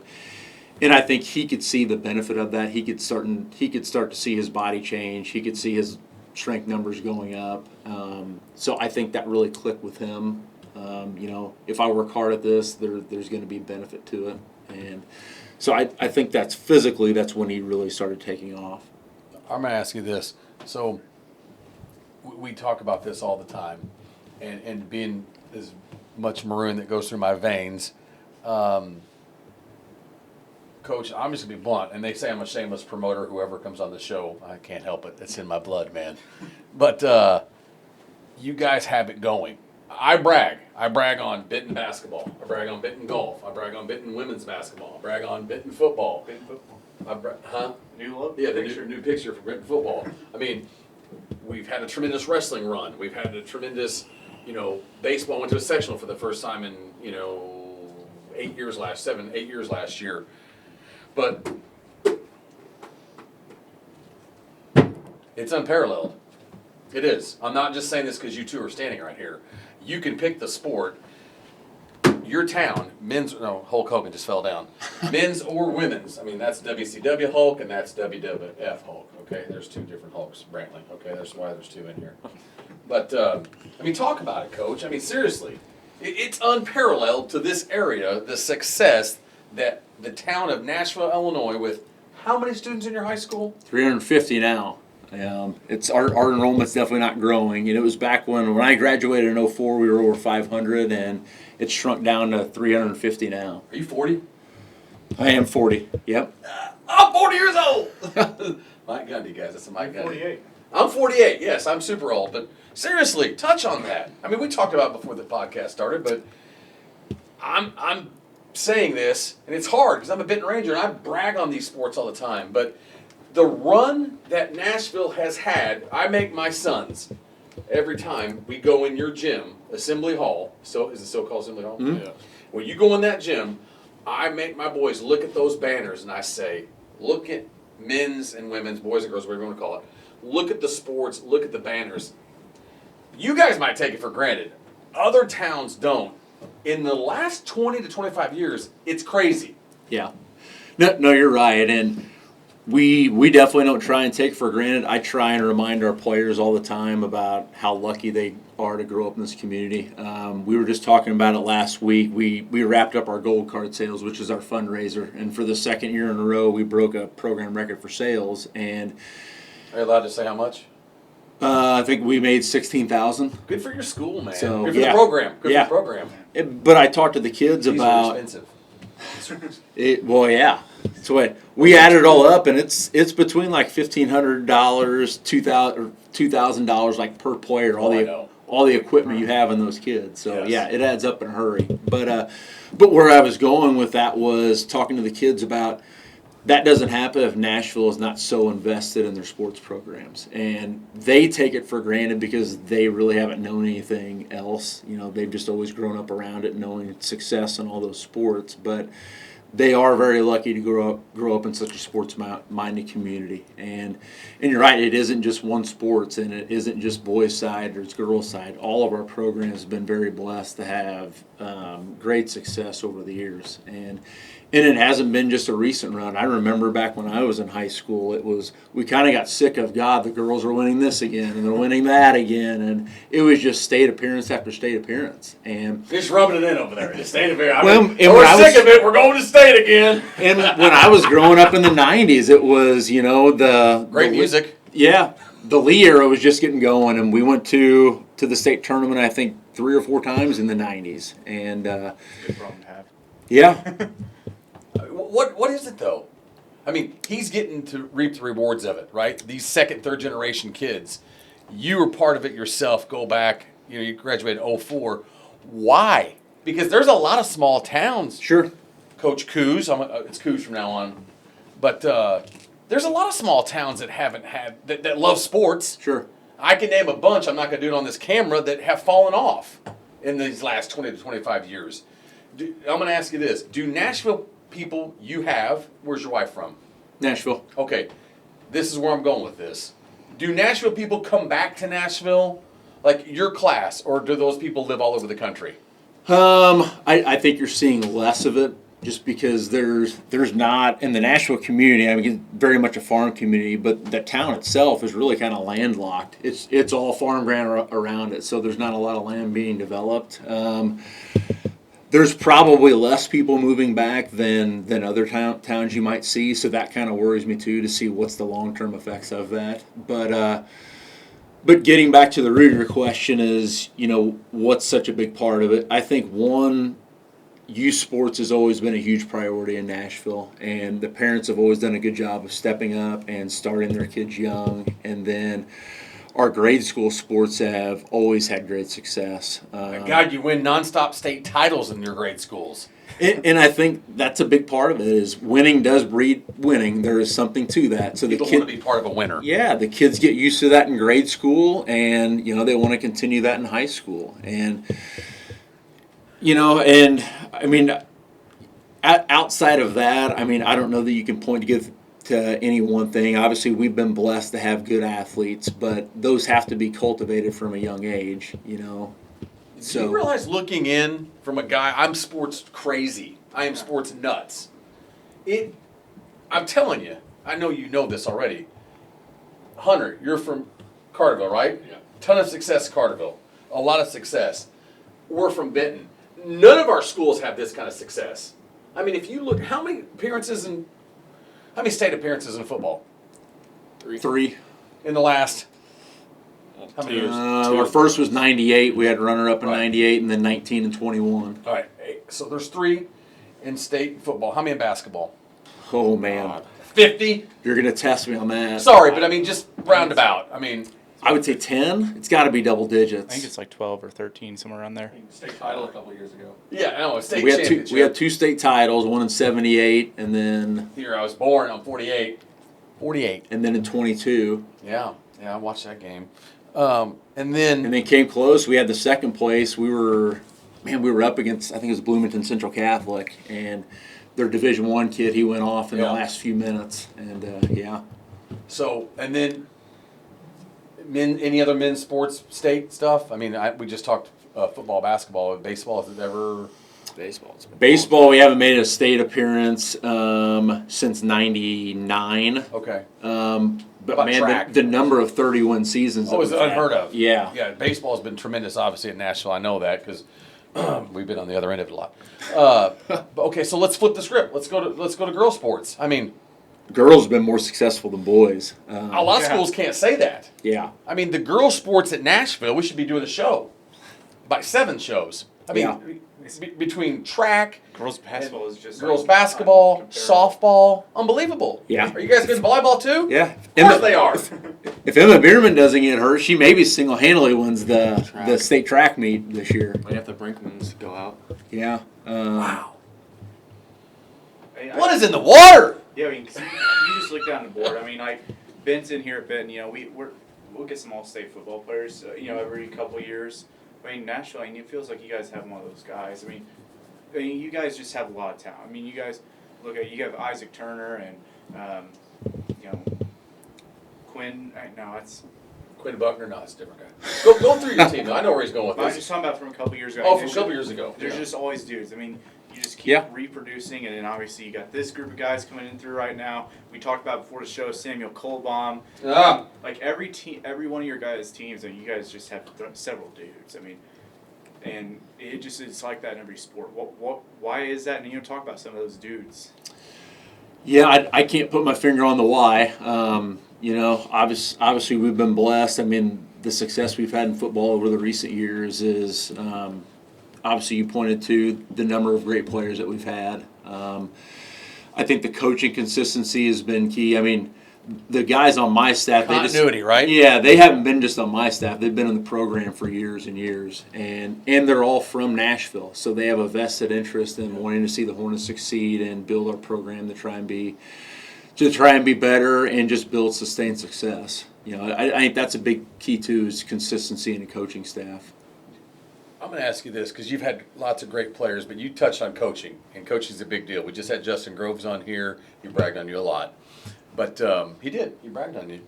He bragged off camera too. He said, "Trav, he is Twice on camera and twice on camera and several times off camera." He said he's awesome. Does a tremendous job. Darren Kennard's even talked to me a lot about you. He said, this dude's like we talk about you. He says this dude's like he hasn't changed his emotion the whole game. And he said that you're very, even if you're up by 20 or down by 20, he said that you. Are they ever down by 20?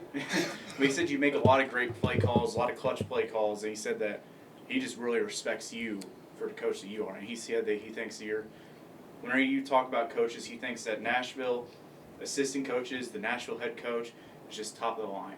And that's what Darren thinks. I mean, he's talk about that coaching staff that you guys have built up. Yeah, I'm blessed to have the guys around me that I do.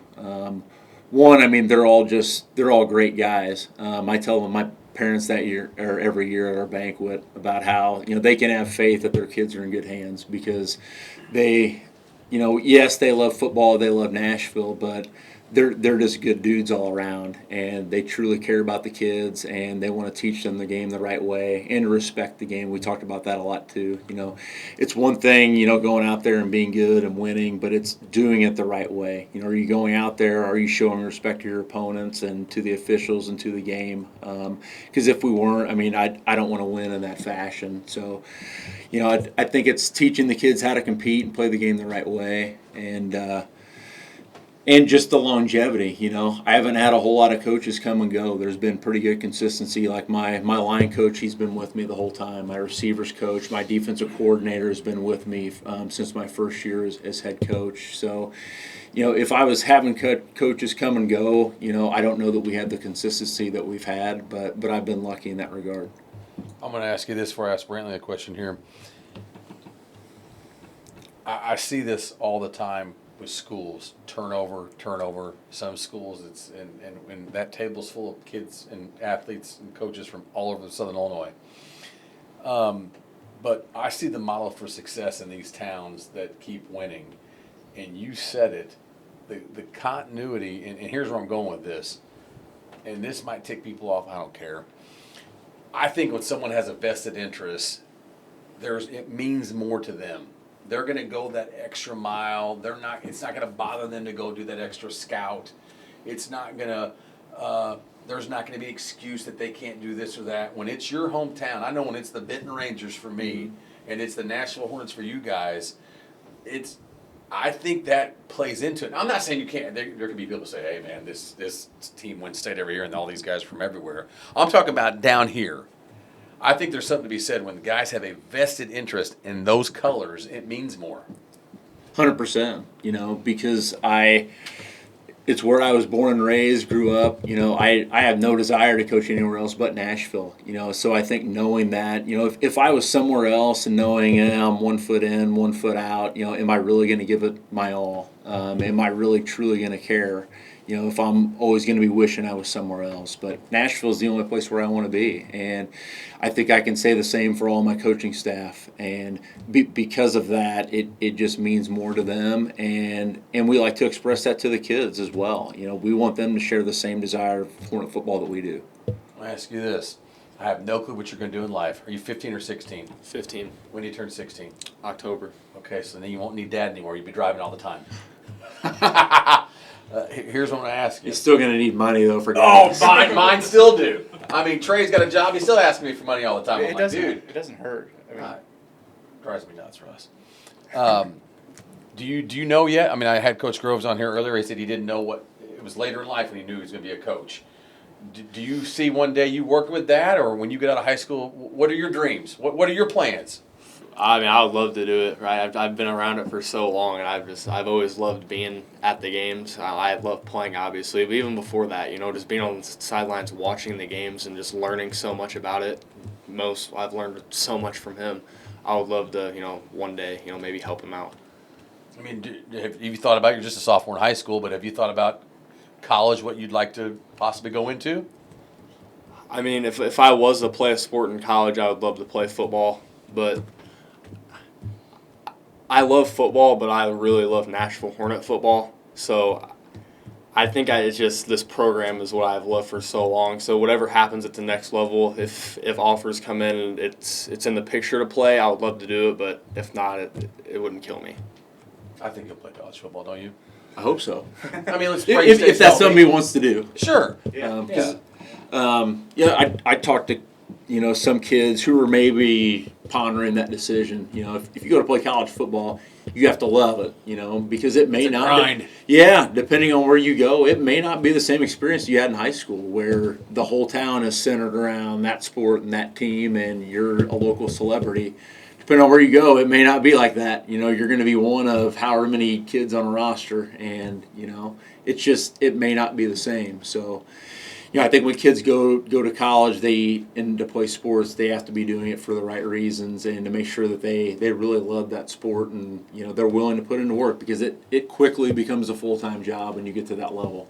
I'm going to ask you this. I asked Archie this. I know he's had this. You did the same thing. You starting as a freshman. Everybody, when you play somewhere, knows that's your dad. They know.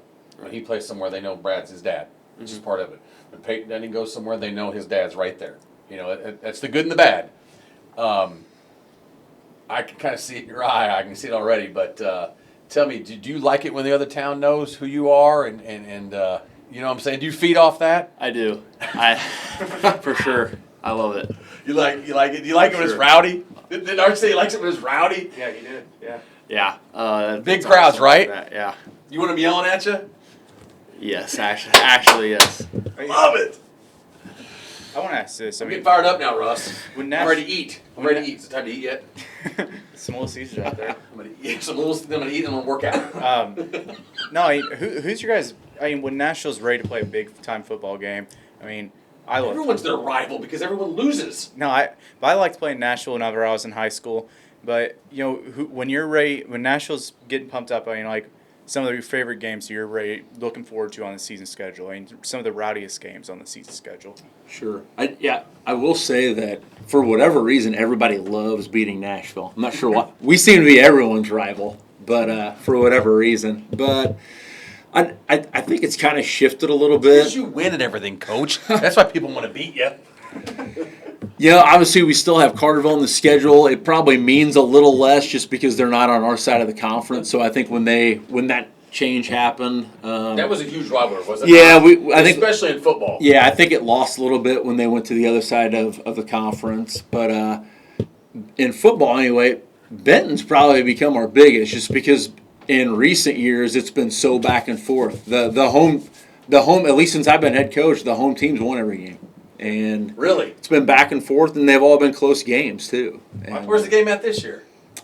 I think you know that answer. I'm glad it's not a Ben. I will say, because before we went there in 23, I had never been to Tabor Field, and You thought it was is awesome, right? You loved it? I really do. I think it's the coolest atmosphere. I mean, it is with there not being any track and the elevated bleachers. I mean, it just feels like everyone is on you. And there's times where it feels like, it feels like that field's about 70 yards. Yeah, we talked about the Groves earlier, and I was a junior in high school when you guys came to Benton that year, and that is still you guys probably don't like it. You guys lost. It was our homecoming though, and now Thanks, Russ. That was my favorite. This is in 23. Yeah, that's my favorite all-time game. I mean, it was 42-36. I mean, it was awesome. And then whenever we went to play there at your guys' place my senior year, I mean, I couldn't believe it. I mean, we don't have to talk about that game, do we?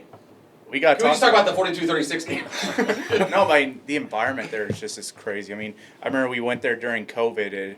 It was like two of the top teams in Southern Illinois. I mean, it was Marion, Nashville, and Benton. Those were three top teams that year. And, Nashville and Benton got to play that year, and it was just awesome to go up there. Yeah, because that game was originally not scheduled. I think we were supposed to play Pinckneyville, and you guys, I think, had Massac, if I remember right. And so it was set up where it was probably known that if us playing Pinckneyville and you guys playing Massac, I think the teams feared it wouldn't be competitive games, and so it got switched where we ended up playing you guys, and it was the closest thing we could get to a playoff game that year. So it was a really cool environment. And the home and away thing still sticks. Yeah. I mean, you guys won that game. No, let's talk about that. Because that was the first time we had played, and this was before I was coaching. This was during my college years. For a while, you guys were our week one, I believe. Yeah. I think that's when Coach Gajewski was the head coach. But no, since I've been head coach, the spring game was the first time we played you guys. One of the best athletes I've ever seen in person. Matt was. Yeah, he's a year older than me. I'm old, but he's class '95. I'm '96. Yeah. I'll never forget seeing him in baseball. I mean, I'm telling you, I don't know if he's ever watched the show or where's he at now? Where's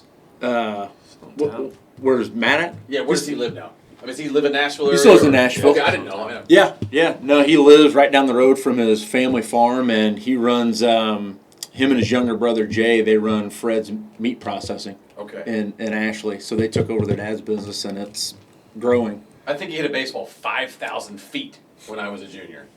Yeah, I saw him play a few games, but I was really young, so I don't remember. I do remember like watching him play at Fairfield in the playoffs. I think that was maybe a second round or quarterfinal game. Yeah, because you're like 8 or 9 years old. Second round. I think we lost. I think they lost at DuQuoin in the quarterfinals the next round.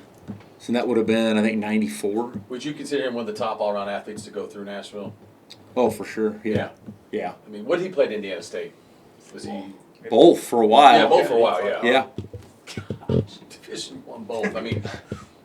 That's tough to do. I mean, you're a three-sport athlete. Could you imagine Indiana State calls you and that you're going to play football and baseball? Yeah, I mean, I know you play both of them right now for Nashville. It's hard enough that way. I mean, it's more demanding in college. Oh, yeah, it is. Back to the rivalries, though. Travis. I love rivalries.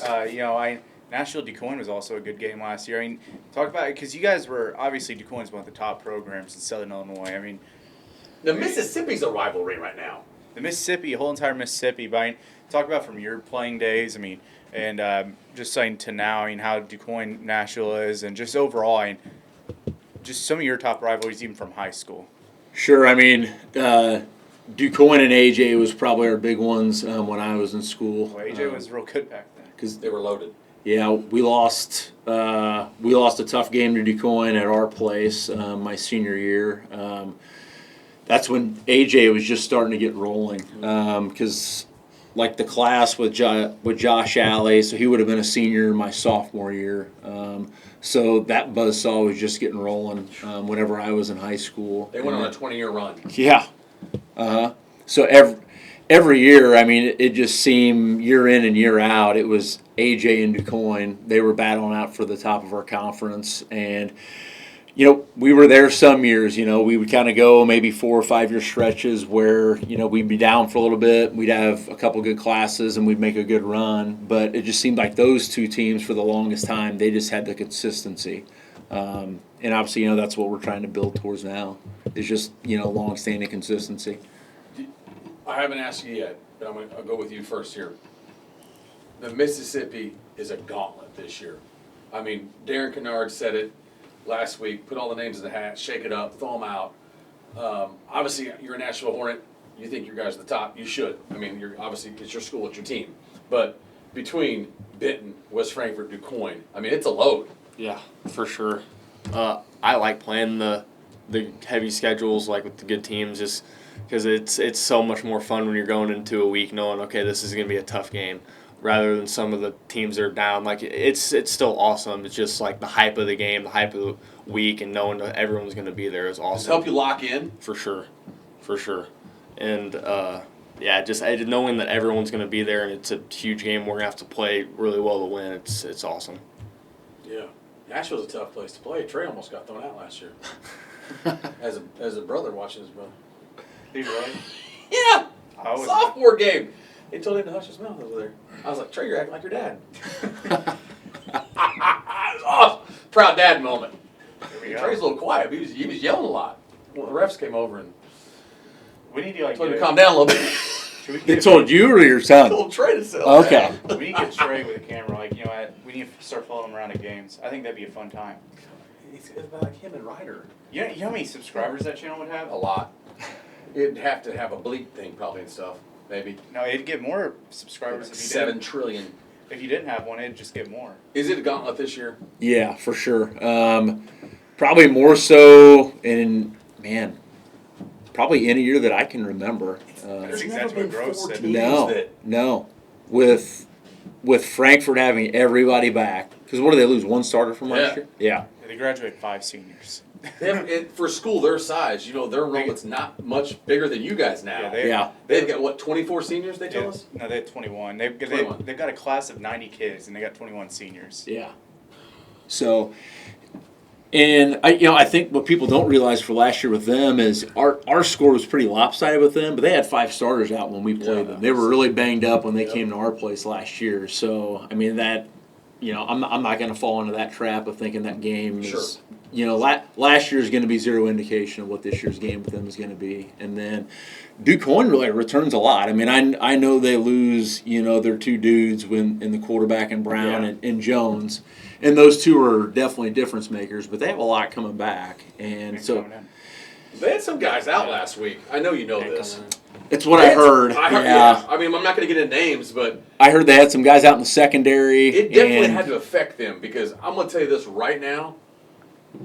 Just looking at stats, I'm not going to go into names, not going to get into any of the reasons why this happened, but I can't tell you the last time DuQuoin went somewhere and gave up 50. Yeah. No.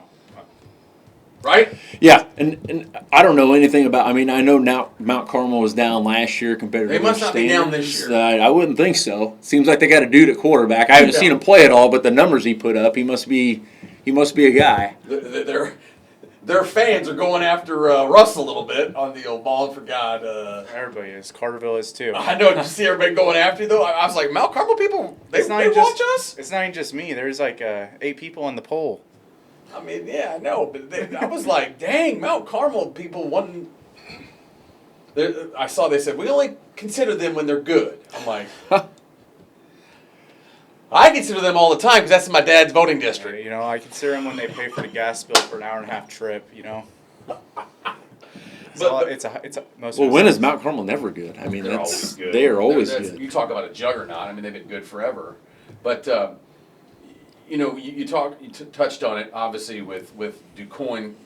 McConnell moving in. They're really really good. Luckily, we play them at home. Luckily, we play them and you guys at Yes. home because Benton's the team I hadn't gotten to yet. but- Right. Yeah. Thoughts? We Well, talked a I- little bit before the camera. Yeah, I mean, I know you guys graduated a ton, but Coach Groves also has that program rolling. Numbers are good, and they're just always going to be very well coached. You're going to get a hard-nosed team that's going to play hard, and they're not going to be afraid to hit you. And they got Drake Porter, who's a game changer at quarterback. So, if you're gonna have a game changer, quarterback's the right position to have one, and they have that. So, as long as he's playing, they're gonna be a tough team to beat. Something me and Coach Groves were messaging before he was on the show, and I was talking to him about the Mississippi being loaded, and one thing he told me I asked him, have you ever seen Mississippi this loaded before. Just the river Or the Ohio, either side. either side this loaded before. And the same thing Travis asked you. And he said, not that I can recall, every week should have some good drama to it. And I mean, West Frankfort, they go a span where they play at Nashville, they play at DuQuoin, and then they go, hey, cross-county rivalry, they play at Benton. I mean, it doesn't get any tougher than that right there. I mean, that's going to be some drama there. So they have all 3 of those games in a row. Yeah, on the road. Back to back to back. We go to their place, so they don't come to our place. Oh, yeah, it's at home against Nashville. But it's still all 3 games in a row. Yeah. All 3 games in a row. Not on Yeah. the road, but on the road. In a row. I have no clue what I just said. Yeah, we play Frankfurt week 5 before we play you, and then we have Paintneyville and then DuQuoin. So at least that's There's going to be drama every week, though. I mean, There's going to be drama. It's not like it's just pick them up. It's not you're not going to have a picnic when it comes to the Mississippi this year. no, not at all. No picnics. That should be a shirt, Nashville football. No picnics. But hey, here's the thing, too. And you said it. Here's what I like about it. My neck's killing me. I wore that Benton helmet for an hour and a half, too. I'm going to have to start doing shrugs again or something. But There could be potentially some, maybe some rematches in the playoffs. I know. too. Oh, yeah, I don't are know you where. 2A or 3A? What do you think you are this year? So I think we should be firmly 2A. I hope you're 3A. But I told you the last, because I always stress about this, because for the longest time, now this is when we were hovering around 400 with our enrollment. We were always on the cut line between the two. And the 1 year I didn't worry about it. I thought, oh, we're for sure 2A. Of course, was in 24, and we get bumped up to 3A. I remember everybody saying that you guys were going to be a 2A, and then next thing I know, I was like, Nope. I was like, man, we can see it. If things go right, we can see Nashville in the semis, which, I mean, obviously it didn't, but that was just crazy. Here's my question for you. Oh, boy. It's not a bad one yet. It's a good one. 58 minutes in. 58 minutes. We got another 4 hours left, guys. You don't have to go school tomorrow. Or write your pass. You get a B4G pass. B4G pass! I've asked a lot of dudes this, so I'm going to ask you, because you play all 3. Score a touchdown. Can you dunk yet? No. Can you? This summer. He hasn't Okay, done it this in a summer. game yet. Okay, we'll go with this. Score a touchdown, run a dude over, score a touchdown. Dunk one on a DuQuoin player, we won't say that. Dunk a basketball on someone. Hit a bomb. What do you want to do? There's no other film like hitting a nuke. Hit the nuke! There's, Kansas feels huge, too. yeah. God damn, what's center? About 490 feet in Nashville? No, I think you got the wrong feel. We're 365 in center. We're only 350 in Benton. Well, We're only 350 in center. well, yeah. When you compare us to your field, yes, we're huge. We still play on Little Huge. Huge. You guys are huge. Right field, it's 290, It's not what the sign says. and I don't even know that it's 290, Your guys is 290? isn't it? Sign says 305, but it's 2. It's Yeah, not. it's I think it's really. I think it's really. concession stand Yeah. right there. Well, and it has that. Concession What about stand. DuQuoin? And it has the ditch in right field. I don't know how many casualties that ditch has taken. What I about mean, DuQuoin saying they're- they got it and they're camped and they just bite it. Oh. Right field ditch. On purpose. What about DuQuoin saying they're 290 and right, and then it's like Oh, my. 260? Yeah. It's like, it Dude, is Coin 260. writes it. What? Like 210. And then center's 500 feet, it feels like. I hate back when I was still coaching When baseball. was your last year of baseball? That's a great question. You better be able to answer that one.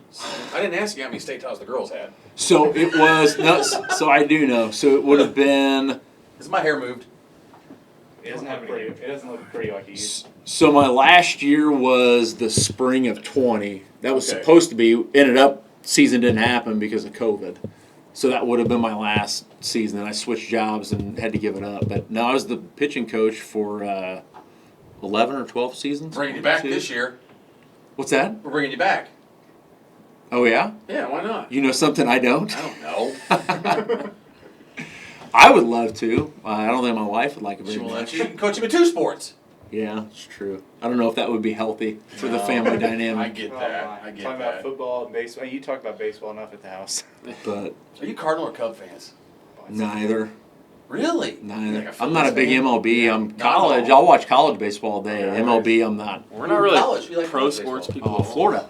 Florida. Yeah. Why? I know. You're a you said big T. football. I You're a didn't big know. T-ball. I'm Florida and everything. Really? Yeah. What's the connection?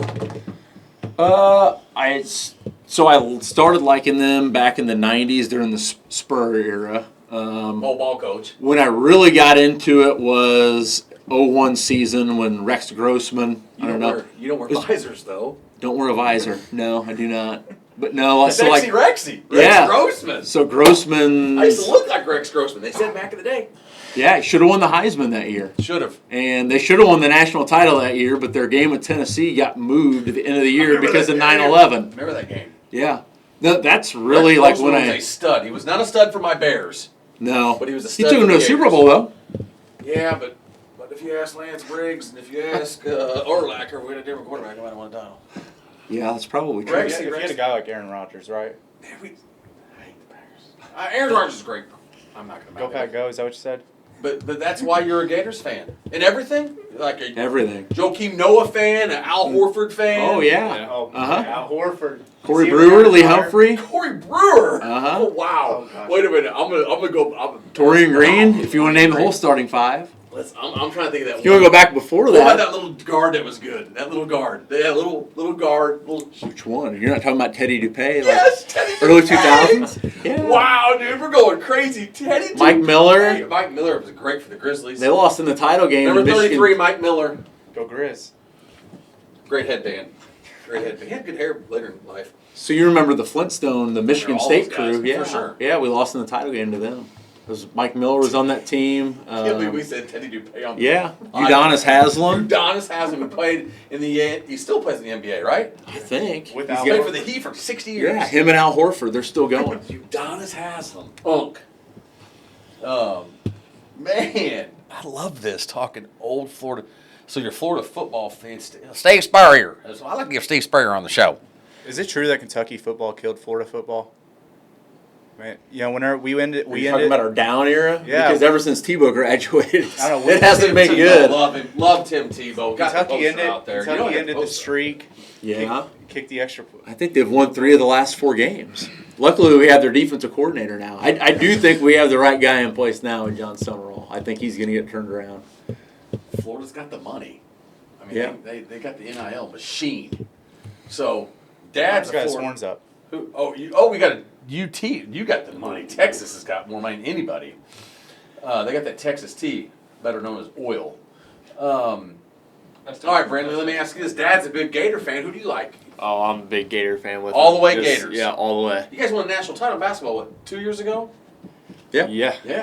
Yeah. You follow Follow all of them. all- Yeah. everything? Okay. Yeah, we've been the last few years. We picked Pete a Alonso. He had a 3-run homer against Cardinals today. yeah. I'm going to puke.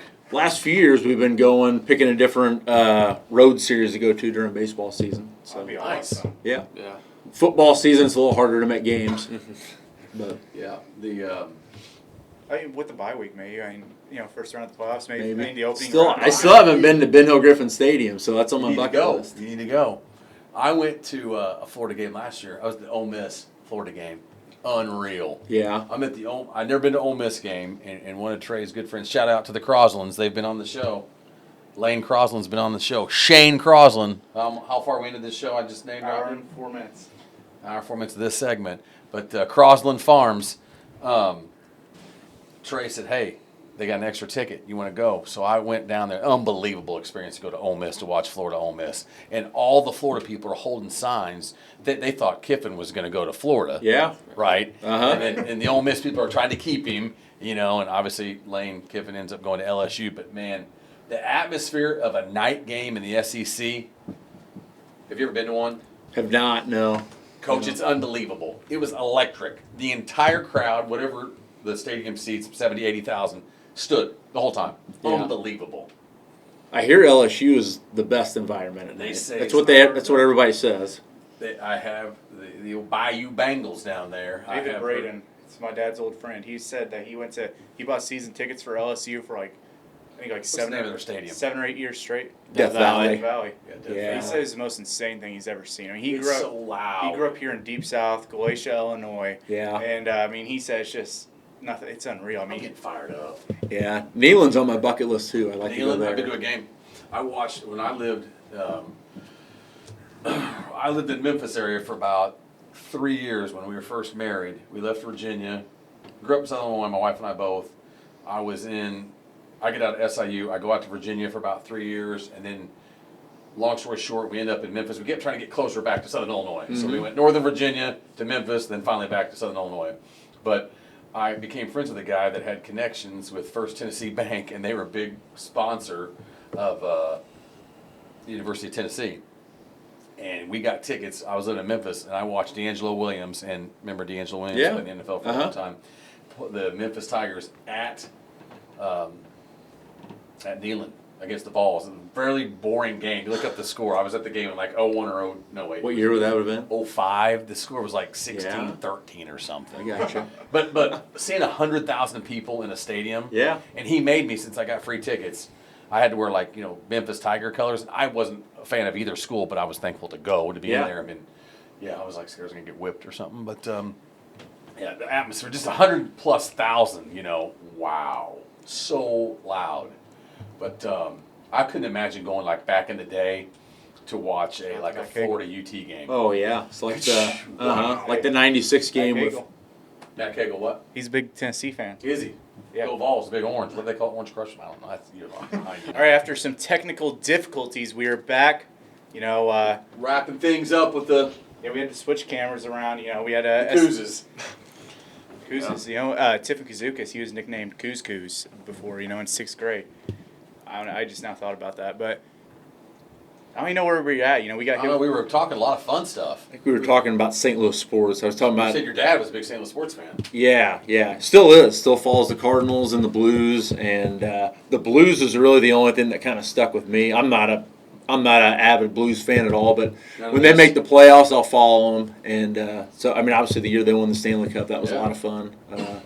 But no, the Cardinals, the Rams, that never really stuck with me. Definitely more of a college sports fan. Pro sports, I'll watch NFL football. I enjoy watching games, but definitely don't have a team that I follow. Fantasy football guy? No, I used to with a group of high school and college buddies. I did it for a few years, but it was too much work keeping up with it. It is. So, It's a job. I don't know how the baseball guys do that. There's no way. I'm a baseball My dad fanatic. used to do it. He was in telling like you. 3 leagues. I'm not No, fantasy baseball, it's too much. Yeah. It's hard enough fantasy football to keep up 1 week when you're worried about who's hurt, who's not, who's got a bye week, who's banged up. Baseball, man, that's whoo. My dad, he finished top 3 in his leagues consistently. That's impressive, man. Yeah, he's a brute. We had the Hardin County, not Hardin County. Harco something. Harco Road. Harco Road something, and he had the Harry Carey I-1 Jack something. Love it. Something with Highway 34. He was all about the fantasy baseball leagues. But yeah, for football, all you have to do is just draft Tucker Kraft, right? I love the Bears. All right, well, these guys have been here a long, long time tonight. We're a little over an hour. Russ, two more questions for everybody. Not the main one yet, but just you'd like to ask guys different type of. I like to ask these type of questions, and especially since you guys are 3 sport athletes, we're not going to have you go through all 3. I'm just going to have, I'm going to go for my favorites. Okay. Basketball and football. Favorite basketball gymnasium to play in, or ever played in, also, and it can't be your own. Favorite football field to play on as well. Decide your own. You want to go first? I'll go first. I like playing at Carterville for basketball. That floor has a different bounce to it. Everybody says that. It's a lot easier to get up there, and same thing with Peatneyville. I swear the rims at Peatneyville are low or something. Peatneyville and Carterville. Knocker rocked him too many times. Yeah. Just kidding. McConnell did about 5 times on this last year, so. No, but Peatneyville and Carterville for basketball, it's just that you get up differently there. You're trying to get an in-game dunk there. For sure. We're at home against Carterville this year, though. Does Carterville ever have a home game? I swear that in basketball they never have home games. We were there last year, Doesn't hurt my but feelings. Yeah, that was the first time I've been in their gym this past season. I think that was like their first home game of the year when they played you guys, and that was like late December. He loves to play in Carterville and Peatneyville for basketball, foosball. Besides, what's your football field called? Hornet Field. Hornet Field, excuse me. I didn't know this. Apparently, this is back when the Illinois High School Sports Forum was still going. Is it known as the fairground? Yeah, why? Because the fairgrounds are, Right, you okay. can't really see it from the football field. From the baseball field, you can. The fairgrounds are right there. Okay. But I didn't know that was a thing. Apparently, in some in some communities they call our field the fairgrounds. You just name dropped something that we know that these three have no clue what you're talking about. You said the Illinois High School Forum. I used to love that. Oh yeah, uh-huh. I was Sakalitis on there a long time ago. I gotcha. It That was my name on there, man. that used Jake to be Sakalitis in played for the its Grizzlies. heyday. I mean, no matter what the sport, mainly basketball and football, but any big time game. I mean, there was going to be pages of comments. Do you guys know what we're talking about? No, I remember not a Nessa clue. who was talking to me about it in Bucket Hat. That's where Bucket Hat was born, right? It was where Bucket Hat was born. Chris Case from Benton Bucket Uh-huh. Hat takes a ton of pictures for a lot of different publications, but St. Louis Dispatch. I mean, the Southern. wears a bucket hat to all the Yeah. games and stuff. A bright yellow one a lot of times. But He had a Yeah, board man. meeting tonight. wow, I had a lot of fun on that. Talking Uh-huh. sports with people. It was awesome. Oh, I love getting. I never posted on there, but I love getting on there and Oh, yeah. just reading about different I used games to go and. on rants on there, man, back in the day. I'll show you. I'd love to see you on there. It was unreal. It was You ask, probably had no filter. ask Chris Hugo. You guys know who Chris Yeah, I Hugo know is? Chris. Chris, a good friend of mine, and I wish Just you love could to get find under some of the people's stuff skin. I had, man. Isn't the website still up? I don't know. No, it's not anymore. They It just shut it ended down. maybe back in the spring. My eyes are lighting up thinking about the Illinois high school, that sports forum. Can we start up a new one? I wish we could. Let's do it. For Okay. sure, within the last year, it ended. Favorite football field besides the fairground? Benton was a good atmosphere for That's a good sure. one to hear. It was a very cool atmosphere. I didn't get to play at DuQuoin. I was hurt that week, but What was wrong with you? I had a high ankle sprain. Oh my God, whatever. He wouldn't let What a me. baby. He wouldn't let me play. He was mad at me. He wouldn't let me play. Dad was trying to Playoffs protect coming you up. the rest of your career. You were 14 years old at the time. Yeah, but yeah, it was definitely cool. So I mean, watching the game at DuQuoin, it sucked that we lost, but you know the lights going on and off when they score. It's a pretty cool place to play. No, it's a great atmosphere for Yeah. sure. I mean, I yes. I hated playing there my senior year. Going. I've always hated it. For whatever reason, it seems so dark. It's so on the intimidating. field. I mean, Does it not? That's what I like about it. You were about the Okay. third person recently. We're talking about this with Fields that has said that, and it made me think about it. Yeah. Why is that? I have no idea if it's just the surrounding that there's no like It's street very- lights or yes. anything. I mean, it is just pitch black there, and you and got, we never play well there. and you got the intro to your Florida State, not your Florida State, your rival Florida State Seminoles. Uh-huh. I mean, it's scary. You know, they got the.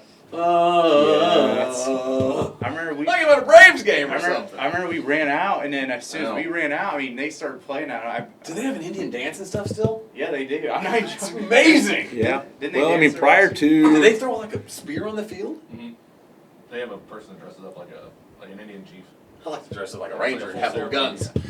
You used to back in the day. know. Can you bring it back? I should. Can I bring it back? I'd love to see it. Wow. These guys are, it's late. They're just bringing the craziness out of me. yeah, So- it is a tough place to play It is tough. because we won in 21. Before that, we won there in the playoffs in 04. playoffs. Hadn't won there in the regular season since '98. 98. Yeah. Yeah. Hold on a minute. Say that again, what you just said. Hadn't won. So prior to 21, the last time we'd won at DuQuoin in the regular season was '98. So that was the year they got runner-up with like Cruiser and Oh, yeah. Justin Morris and all those guys. Kelly Cruiser, where's he at back in Nashville?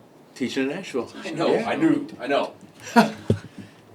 Dude, all these guys, Coach Kuz, His son's a freshman. I know. Not playing football. You need to get Really? on. Yeah, you need to get on Cruiser. Dad was an all-state I quarterback. know he was. Wow. I He know. doesn't play football? Doesn't. Why? No, I don't It's know. probably golfing. What about Nashville's usually got good golf too. What about and I was thinking about this, like in his class, obviously Piasecki, that's a name I know. I mean, Yeah. that rings a bell with me. I just gave myself a concussion. But we joked about that. You said maybe going forward, some of these small, landlocked, maybe not as many kids coming back. But when I look at the rosters now, I see names that I See know. some second-generation I names. see names yeah. I know. Yeah. So that 8th grade class last year, those are names I knew. Yeah, his class has always been an athletic group, and there is, there's a lot of obviously a lot of guys from around when I was in high school. So, I mean, Stone's got a kid that's going to be a freshman, right? Yep. And who else is in that class that'll be incoming freshman? Is it Cruiser's son? Cruiser's son. And then Stote's boy? Stote's Who else? boy. Is any other names I would know that going to be freshmen? Like the second generation guys or anything? Not that I can. How about his class? Story. Yeah. You recognize that name? I do. Story, him, Piasecki. Pavalish. Yeah, Pavalish. Gosh, those are. I mean, there's a run of, like we were joking about this the other day, but your juniors through your incoming freshmen, so those 3 classes, didn't they win state in basketball, all 3 of those classes? Or, So say that again. so the guys that are juniors, Yep. didn't they win junior high state? We won my 6th grade year, so that would have been those guys' 7th grade In the year. year before. So like Maddox Ritzel, his 8th grade year, they went undefeated. Then they won the next year. I won the know. next So year. those guys will be seniors now. They We got were second second. the year after Okay, that. so the juniors got second. Yep, and then they won. The sophomores, did you win? We won my They 8th grade won, year. And the then they incoming won last freshmen year. won. So 4 out of the last 5 years, yeah. And the year they didn't, they got second. And they were junior high baseball was good. Yeah. Yeah, Class M baseball Did you was guys good. We got 3rd my 8th grade You year. got second And your second my 7th. I know. I'm Third is saying. 8th grade year. I'm puking over here. I mean, I'm smiling over here. Well, it's my 7th grade year, we lost to a team we short game twice in the regular I season. don't like that. What happened? Good Any picture. given Sunday. Different picture. Different picture. Your favorite places to play? So basketball, Where do you like to go? I don't know that I like going there. Pinckneyville's hard to pass up. It is hard. I agree. Just I've seen a lot of good games in that gym. Rivalry's real. I'm gonna throw one out there that I don't know if anyone agrees with me. Just the look of the gym, just that nostalgic feeling is West Frankfort. Oh, I know. I will say this. I know it's the team down the road for us, but I will say this, and I've joked with you a bunch. My oldest son's greatest games of his life were all. He loved shooting in that gym. Yeah. Love shooting in that gym. It's the biggest And- gym in Southern Illinois, isn't it? Max Morris is a great gym. Yeah. It's a lot great. of people. I love the old wood and everything about it. Man. I like the. Me too. I do too. It Yeah. feels like you're like watching a game from the 70s. It feels like it's like the Hoosiers or something. Yeah, I like I like the feel. Exactly. Yeah. It's good times. How about, did we say football? So football, probably the most memorable game. It's probably my favorite game since I've been coaching was at St. Teresa in 19 when we played in the semifinals. The field was not in great shape at all, but just the atmosphere around it, because similar to Benton, their stands, they're not elevated, but they're kind of on a hillside, and like their school building is like right on top of the field. So like Bo Meyer and Beefcake, I think that was their last year announcing. Bo Meyer. Legend. It took us an they hour. were- How long to say Bo Meyer's name? 128 minutes. WNSV legend Bo Meyer. So they were like above the field in a classroom broadcasting the game, and it was a cool atmosphere. Obviously, it being a semifinal game, it was packed, and just one of those days you'll never forget. I remember going up there. This would have been. You went to that game? No, for JC when they went up there. I was like 10 years old. No, So the field now is very different. Yeah. So like there on the visitor sideline, there used to be a tree line. I think that's all cleared out now, and obviously the field is turf now. I think sure. the playing surface itself was kind of notorious for being bad. But no, really cool environment, and obviously just the type of game we were playing in. Just great memories from that day. What year did you say that was? That was in 19. So then we hosted them in 21 because our postseason runs were oddly similar in both years. Our first round opponents were different, but second round both years we played at Bismarck Henning, and then we hosted Pana in the quarters both years, and then in 19 we went to St. T, and then in 21 we hosted St. T. Russ, we've had a lot of fun with these guys. Coach has got to get up in 5 hours, get to Belleville. Brantley gets a day off tomorrow. Has a B4G pass. We're giving it to Yeah. them. We're signing him a hall pass. He's out. He's school pass. He's gone. We got to ask Russ. I'm going to ask this version. You asked the Benton guys. I'm going to ask the Nashville guys. And I'm thinking about it. the Nashville guys, I mean, they got a long trek to get to both places I'm going to ask. I know they got to go to Fairview, don't they? They got to go to, I don't know where they got to go. You ever heard us ask this question? Yeah. Okay. No, it's coming. Here it's coming. And Lord knows I just take them. That's how I do it. Canes or Chick-fil-A? Brantley first. I'm Chick-fil-A. Yes! Chick-fil-A guy. Spicy chicken sandwich. Sounds great. I'd eat 7 right now. I'm with you. And I'm gonna swim for 15 minutes. I'm gonna swim for 15 minutes. Keep up my girlish figure. With a sweet tea. I have the sweet Sounds tea too. great. Yeah. Do you eat the fries too? Hopefully. All fries. Yes, Oh, yeah. Look at this. He's lean. That Yeah. must be nice. Brantley, you're a good kid. Kerry Mail says. I don't care what anybody else Did says. McConnell say he gets like the lemonade Arnold Kyle Palmer? sent me a picture when he went there and ate there. It's an Arnold Palmer, doesn't he? He does. I love that, man. Give me some lemonade, sweet tea. Love it. Coach, he probably doesn't eat anything bad. I'm not. Yeah, I mean, I don't. There is a Chick-fil-A right down the street from my office. Every once in a while, I get that. So I'm definitely Chick-fil-A over Cane's. Okay. Maybe had Cane's once. Yeah. I'd probably take Popeyes before I take Cane's. Brody Saffron! My son loves Popeyes. The kid is a Popeye. We just talked about this. He's a Popeye. What do you get at Popeyes? It's just general spicy chicken sandwich. Sounds That's what I great. get from Chick-fil-A too. I'm getting so hungry. I don't need to eat it. I mean, You guys got any Ozempic? hey, Cane's is open until 12 tonight. Cane's is? Is that where you guys are going? No. I wouldn't doubt it. I wouldn't doubt it. That, Travis? Is that- No, I just like to eat, man. Ain't wrong with that. Saying right I'm just there. glad these guys. Like Chick-fil-A. I got 4 out of 5 guests go Chick-fil-A. Groves My went Cane's. classmate Justin Groves went Cane's. I mean, that's the most important, though. I mean, that's my football coach. I mean, he went Cane's. I mean, He did Yeah. go Cane's. So I will say I'll give them a shout out. I think the best chicken strips around is Shooters in O'Fallon. You ever eaten there? No. Where are we Yeah. going? Yeah. Whenever, anytime we're over there, we have to hit it up. Yeah. So, What's it called? Shooters. It's a barbecue joint. Okay. Shooters in O'Fallon. Yeah. Where's it at in O'Fallon? Like, how do I get there? Kind of like old part of town. So if you go past Blazer Field, Mhm. and Is it then like Dan Blazerfield? I think it's relation. It probably is. I'm pretty That I'm name's pretty gotta be. I'm pretty certain it is. Oh, Yeah. man. I'm throwing names, Nashville names out there. Shout out to his two sons. Yeah, I mean, great athletes. Isaac For was you. on the 21 team, or not Isaac, Ian.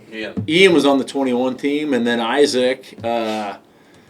Yeah, I mean he was Quarterfinal. really good receiver Oh, yeah. on our. So his junior year was You a get hurt quarter. against us? Yeah, Yeah. ended up His- just kind of went up and I remember the play. looked innocent, and yeah, ended up tearing his Him and knee. Shafe up. got tangled, I think. Yeah, I think it was. Yeah. Did you know that? I remember the players right in front of me. Yeah, but he was 1,000-yard receiver Great player. his junior year. Yeah. Yeah, most But, of that game. Darren Okay. was. Okay, my bad. I was there. but no, if you go past Dan Blazer Field in O'Fallon and then make a Field. right at that at that stoplight, and then that takes you. Oh, it's like a strip mall type deal where Okay, so you it's get your got nails done and get some. it's got Get different your nails shops and. done. So do you know where like Peel is? Like Oh yeah. yeah, so it's My dad loves Peel. it's on the Right there. opposite side of the I know right where it's street. at. I know right where Yeah, it's at. so Man, Shooters no fouling. best I'm ready. chicken I'm ready. strips. When are we going to Best chicken strips. When are we going to Shimwell's down in Cairo? God, I'm there. Let's go. That's barbecue right there. Shimwell's and Cairo. You said we were going to go this summer. We never did. I'm sorry, man. I say a lot of things. I was supposed to go to the racetrack. Remember I told you about going? I was supposed to raise the flag and all that stuff. Yeah. So we got that. Last thing, Russ. Last question. My wife's asked me 43 times where I'm at. These guys got an hour-long drive. I mean, I don't know. I mean, you got Carterville this week. Yeah, have we even asked them their thoughts on Carterville? I mean, do you, We've talked for an hour and 30 minutes, and we've been talking about our thoughts on Carterville. I mean, you mentioned it earlier. I don't know if you mentioned it on the show or if it was before the show. I mean, do you This really is have 4 hours ago when we were just talking. do you really have to get up for Carterville? Because you talked like, I mean, this is like kind of like a rivalry in the Mississippi. It's kind of fizzled a little bit. Now you guys are out of the conference, but It's because they've owned the rivalry lately. Yeah. We haven't beat them since 21. It seems like every year we're there. And, yeah, I was talking with Coach Dahlman, our line coach, before. It's like the last few years, it's like we can't get out of our own way. It's like it's there for us to take the momentum of the game, and we just don't. And, yeah, we just, we haven't been able to come out on the right side the last few years. But, No, it's definitely not a game that we ever have to get up for. I mean, the kids always know it's a big game. They know what they're in store for with the quality of opponent that Carterville is. This year's not going to be any different. Johnny Miller's coming back. Yeah, Johnny Miller's coming back. Be a golfer. He's at 1,500-yard rush. My bad. I know he is. He's one of the Ballin4God Players of the Week candidates. Yeah. So 2 weeks in a row, we see a really gifted running back. The kid from Roxana last week, shorter, and now Carterville's guy this week. So that challenge doesn't get any easier. And I think I said at the beginning of the show, or maybe it was before the show, they're your typical Carterville team. They got good size up front. Their skill guys are just long and athletic, and and he's been there forever. Well, I think he started since a freshman. They graduated the center from last year, but then they graduated their entire offensive line. But then Ryan Ziegler, we mentioned him earlier, Field Focus. He sent me some pictures of the new center, and he's like, I mean, this dude's not even missing a beat. I mean, he's massive. Yeah. Yeah. So, I mean, it's going to be a tough test. I mean, we can't. For sure, we can't play as inconsistent as we did last week. I think our efficiency's got to be better, and we just have to do a better job of tackling. If we let him run around, it could be a long night. But if we can corral him and take advantage of opportunities when we have them, because that's been our Achilles heel the last few years, is just not taking advantage of opportunities. And you give Carterville too many chances, and you're going to pay for it. So. Hopefully we can come out on the right side of it this year. I'm excited. Should be fun. I mean, it's gonna be a great season. I'm thankful you guys came on. And I say this, and I'll say it again.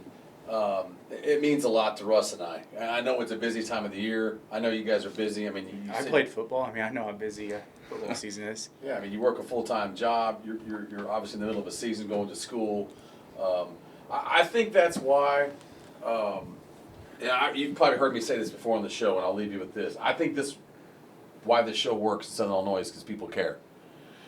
I mean, if I ask some random coaches from wherever, I don't know if they care to, whatever. Sure. I mean, us in the deep South, man, we're our own little world down here, man. We got to take care of each other. Yeah. No, I mean, that's what made me fall in love with high school sports. When I was a little kid, younger than him, it was my dad taking me to playoff football games. If it was years where the Hornets were in the playoffs, we'd go find a game. Those are some of my favorite football memories, is some of those, road playoff games that me and my dad would go to, and that's where I truly fell in love with high school football, and probably wouldn't be doing this if it wasn't for that. To what you were getting at there is it seems like it means a little bit something different here in Southern Illinois. It does, man. I mean, that's how I am with high school sports. I mean, in general. I mean, high school basketball. I mean, I grew up with my dad. We went to the El Dorado Holiday Tournament every year. I mean, if we didn't go, there was something wrong. I think why. It's just what you said. Your dad has passed away, and those are some of your fondest memories. I've heard you say on this show. I've been on the show with you. How many episodes? It's a lot. 37. How many times do you think you brought up going to the El Dorado tournament? Every episode, probably. It means something to him. You know what I'm saying? Yeah. I mean, I think that's why when you look back all these years from now, you'll realize how amazing it was you got to play for your dad, man. Yeah, for sure. I mean, that'll mean more than anything. That you guys got to spend that time together and stuff. And I think that's why high school sports here. I think about those two teams playing each other. I mean, I think about stick the helmet next to us, man. I don't care who it is, if it's you guys or if it's West Frankfort, if it's DuQuoin, TDR, you mean? Yeah, team down the road. But, I've said it a bunch of episodes. My son got unbelievably fortunate in his life to play 3 games his senior year against Pinckneyville in basketball. And the atmosphere of some of those games, you'll never get those anywhere else in his life. No. And if you go to, I mean, no offense, I watched it. I watched the 4 different versions I could watch of the East St. Louis Mount Carmel game. Yeah. It was awesome. Yeah. I mean, I love listening to those guys. And I love when they have their sign on, like you can donate to Cash App or whatever. That's incredible. Can we get the Cash App thing or whatever on the side? Have you seen that? Yes. That's amazing. They've got where you can donate to the Cash App thing on the broadcast. Unbelievable.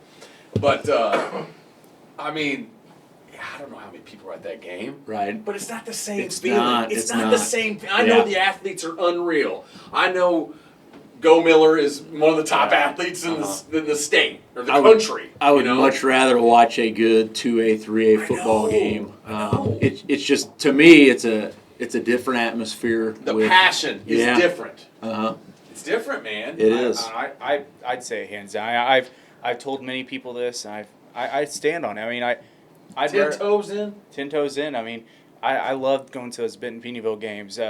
Going to the Goreville Waltonville games I got to go to over the past couple of years. Waltonville Woodlawn. I mean, there's just so many games I'm not even listing right now that have been insane. I mean, I talked about my favorite football game I've ever been a part of was Benton Nashville at home. Yeah. I mean, that environment was insane. And, I went up to, obviously the goal is a state championship. I mean, when you go up there, I mean, the crowds, it's just you're in a bigger stadium, so Sure. it's not as compact and everything like that.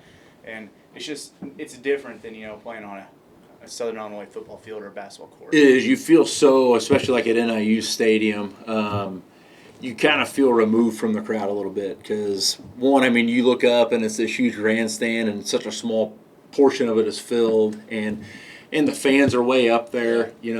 I would much rather have those environments where the fans are on top of you and, you can feel them more. You're great. The experience of being up at state was great. Kind of bitter feelings because we went up there and lost twice. But probably some of my favorite games were those semifinals and those quarterfinal games. And a big reason is because of that atmosphere that you can't replicate in those big stadiums. I'm going to put him on. Don't laugh over there because I'm waiting for a laugh because I've said about 35 times we're almost done. But I'm going to hit you with this.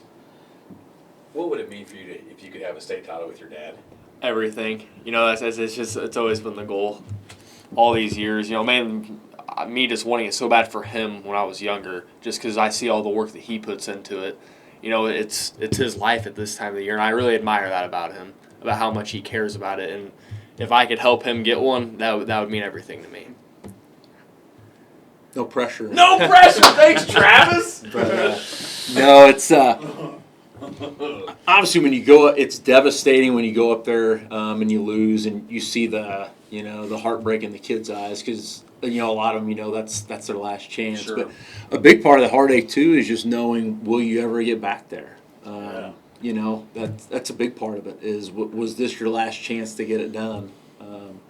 Hopefully that's not the case. Hopefully during his career we can make him run and get back up there, but we'll see. Awesome. Russ, take us home. Well, I appreciate you guys coming on. Like seriously, Travis mentioned it. You guys drove down an hour, and you got an hour back. It's 10 o'clock at night on a school night, and He's got a pass. He's got a B4G pass. B4G pass. He's got a B4G pass. no, I appreciate you guys coming down. It means a lot, truly, and I'm just excited to see what you guys can do this year. I'm sure either me or Darren will be up there this Friday, so I'm excited. Is it the game of the week, you think? Definitely, yeah. I think it is. Yeah. Not just saying that because It's you not guys are Hamilton here. County SVW. That's probably second. It's probably, it's probably DeQuinn Harrisburg, truthfully. Oh, that's right. The dog. That used to be a huge game week 2. Harrisburg Duquois. There's not a lot of great games week 2 this year. What? So, not a lot of great games week 2 this Hey, year. we get to drive 2.5 hours to Robinson. I think JCS, CCR. How long is it? Oh, How yeah, long are you guys JC's on the schedule great. for that game? It's last year. Is it You gotta hear the rumors where we're going next year. Ryan and Borgo plays football this week. Byron? You're going to Byron. You're welcome. You're welcome. Thanks, Ross. Byron and Breeze in Carterville the first 3 weeks. You went. Russ went from. Breeze to Byron. About an hour and 27 minutes ago, Russ is all nice over there, just a nice young man. Hey, Coach, what do you think about maybe playing Breeze? Byron? I'm like, Breeze to Byron. God, what are you throwing in next? Hey, have you guys thought about playing East Buggy? What about Rochester? Yeah, there you go. Why don't you play Rochester? Why not bring the Rockets to town? Uh-huh. Are they the Rockets? Sacred Heart Griffin, maybe? SHG. Oh my Why not? Yeah. Just played the Pat You guys thought about playing Metamoris They soon? made the Pat McAfee show. What would you think? Who did? Did you not see SHG made the Pat McAfee show? I saw that one-handed catch. Yeah, horrible video. You gotta track the football. Wow. Did you not see it went like straight to the... I'll show you after, Travis. Oh my God, man. I'll get it pulled up. No, somebody's gonna ask them. I don't even know. So I think we asked enough. I asked 4 million questions. But yeah, so that wraps up. It was a lot of fun. Hope you guys had fun. Appreciate you guys having us. Yeah, really appreciate it. Appreciate It's been a lot of fun talking this, that, and everything. I love talking Southern Illinois sports. And Yes. really appreciative you having myself on, but it's been even more special having Brantley on with me. So Yeah. thank you.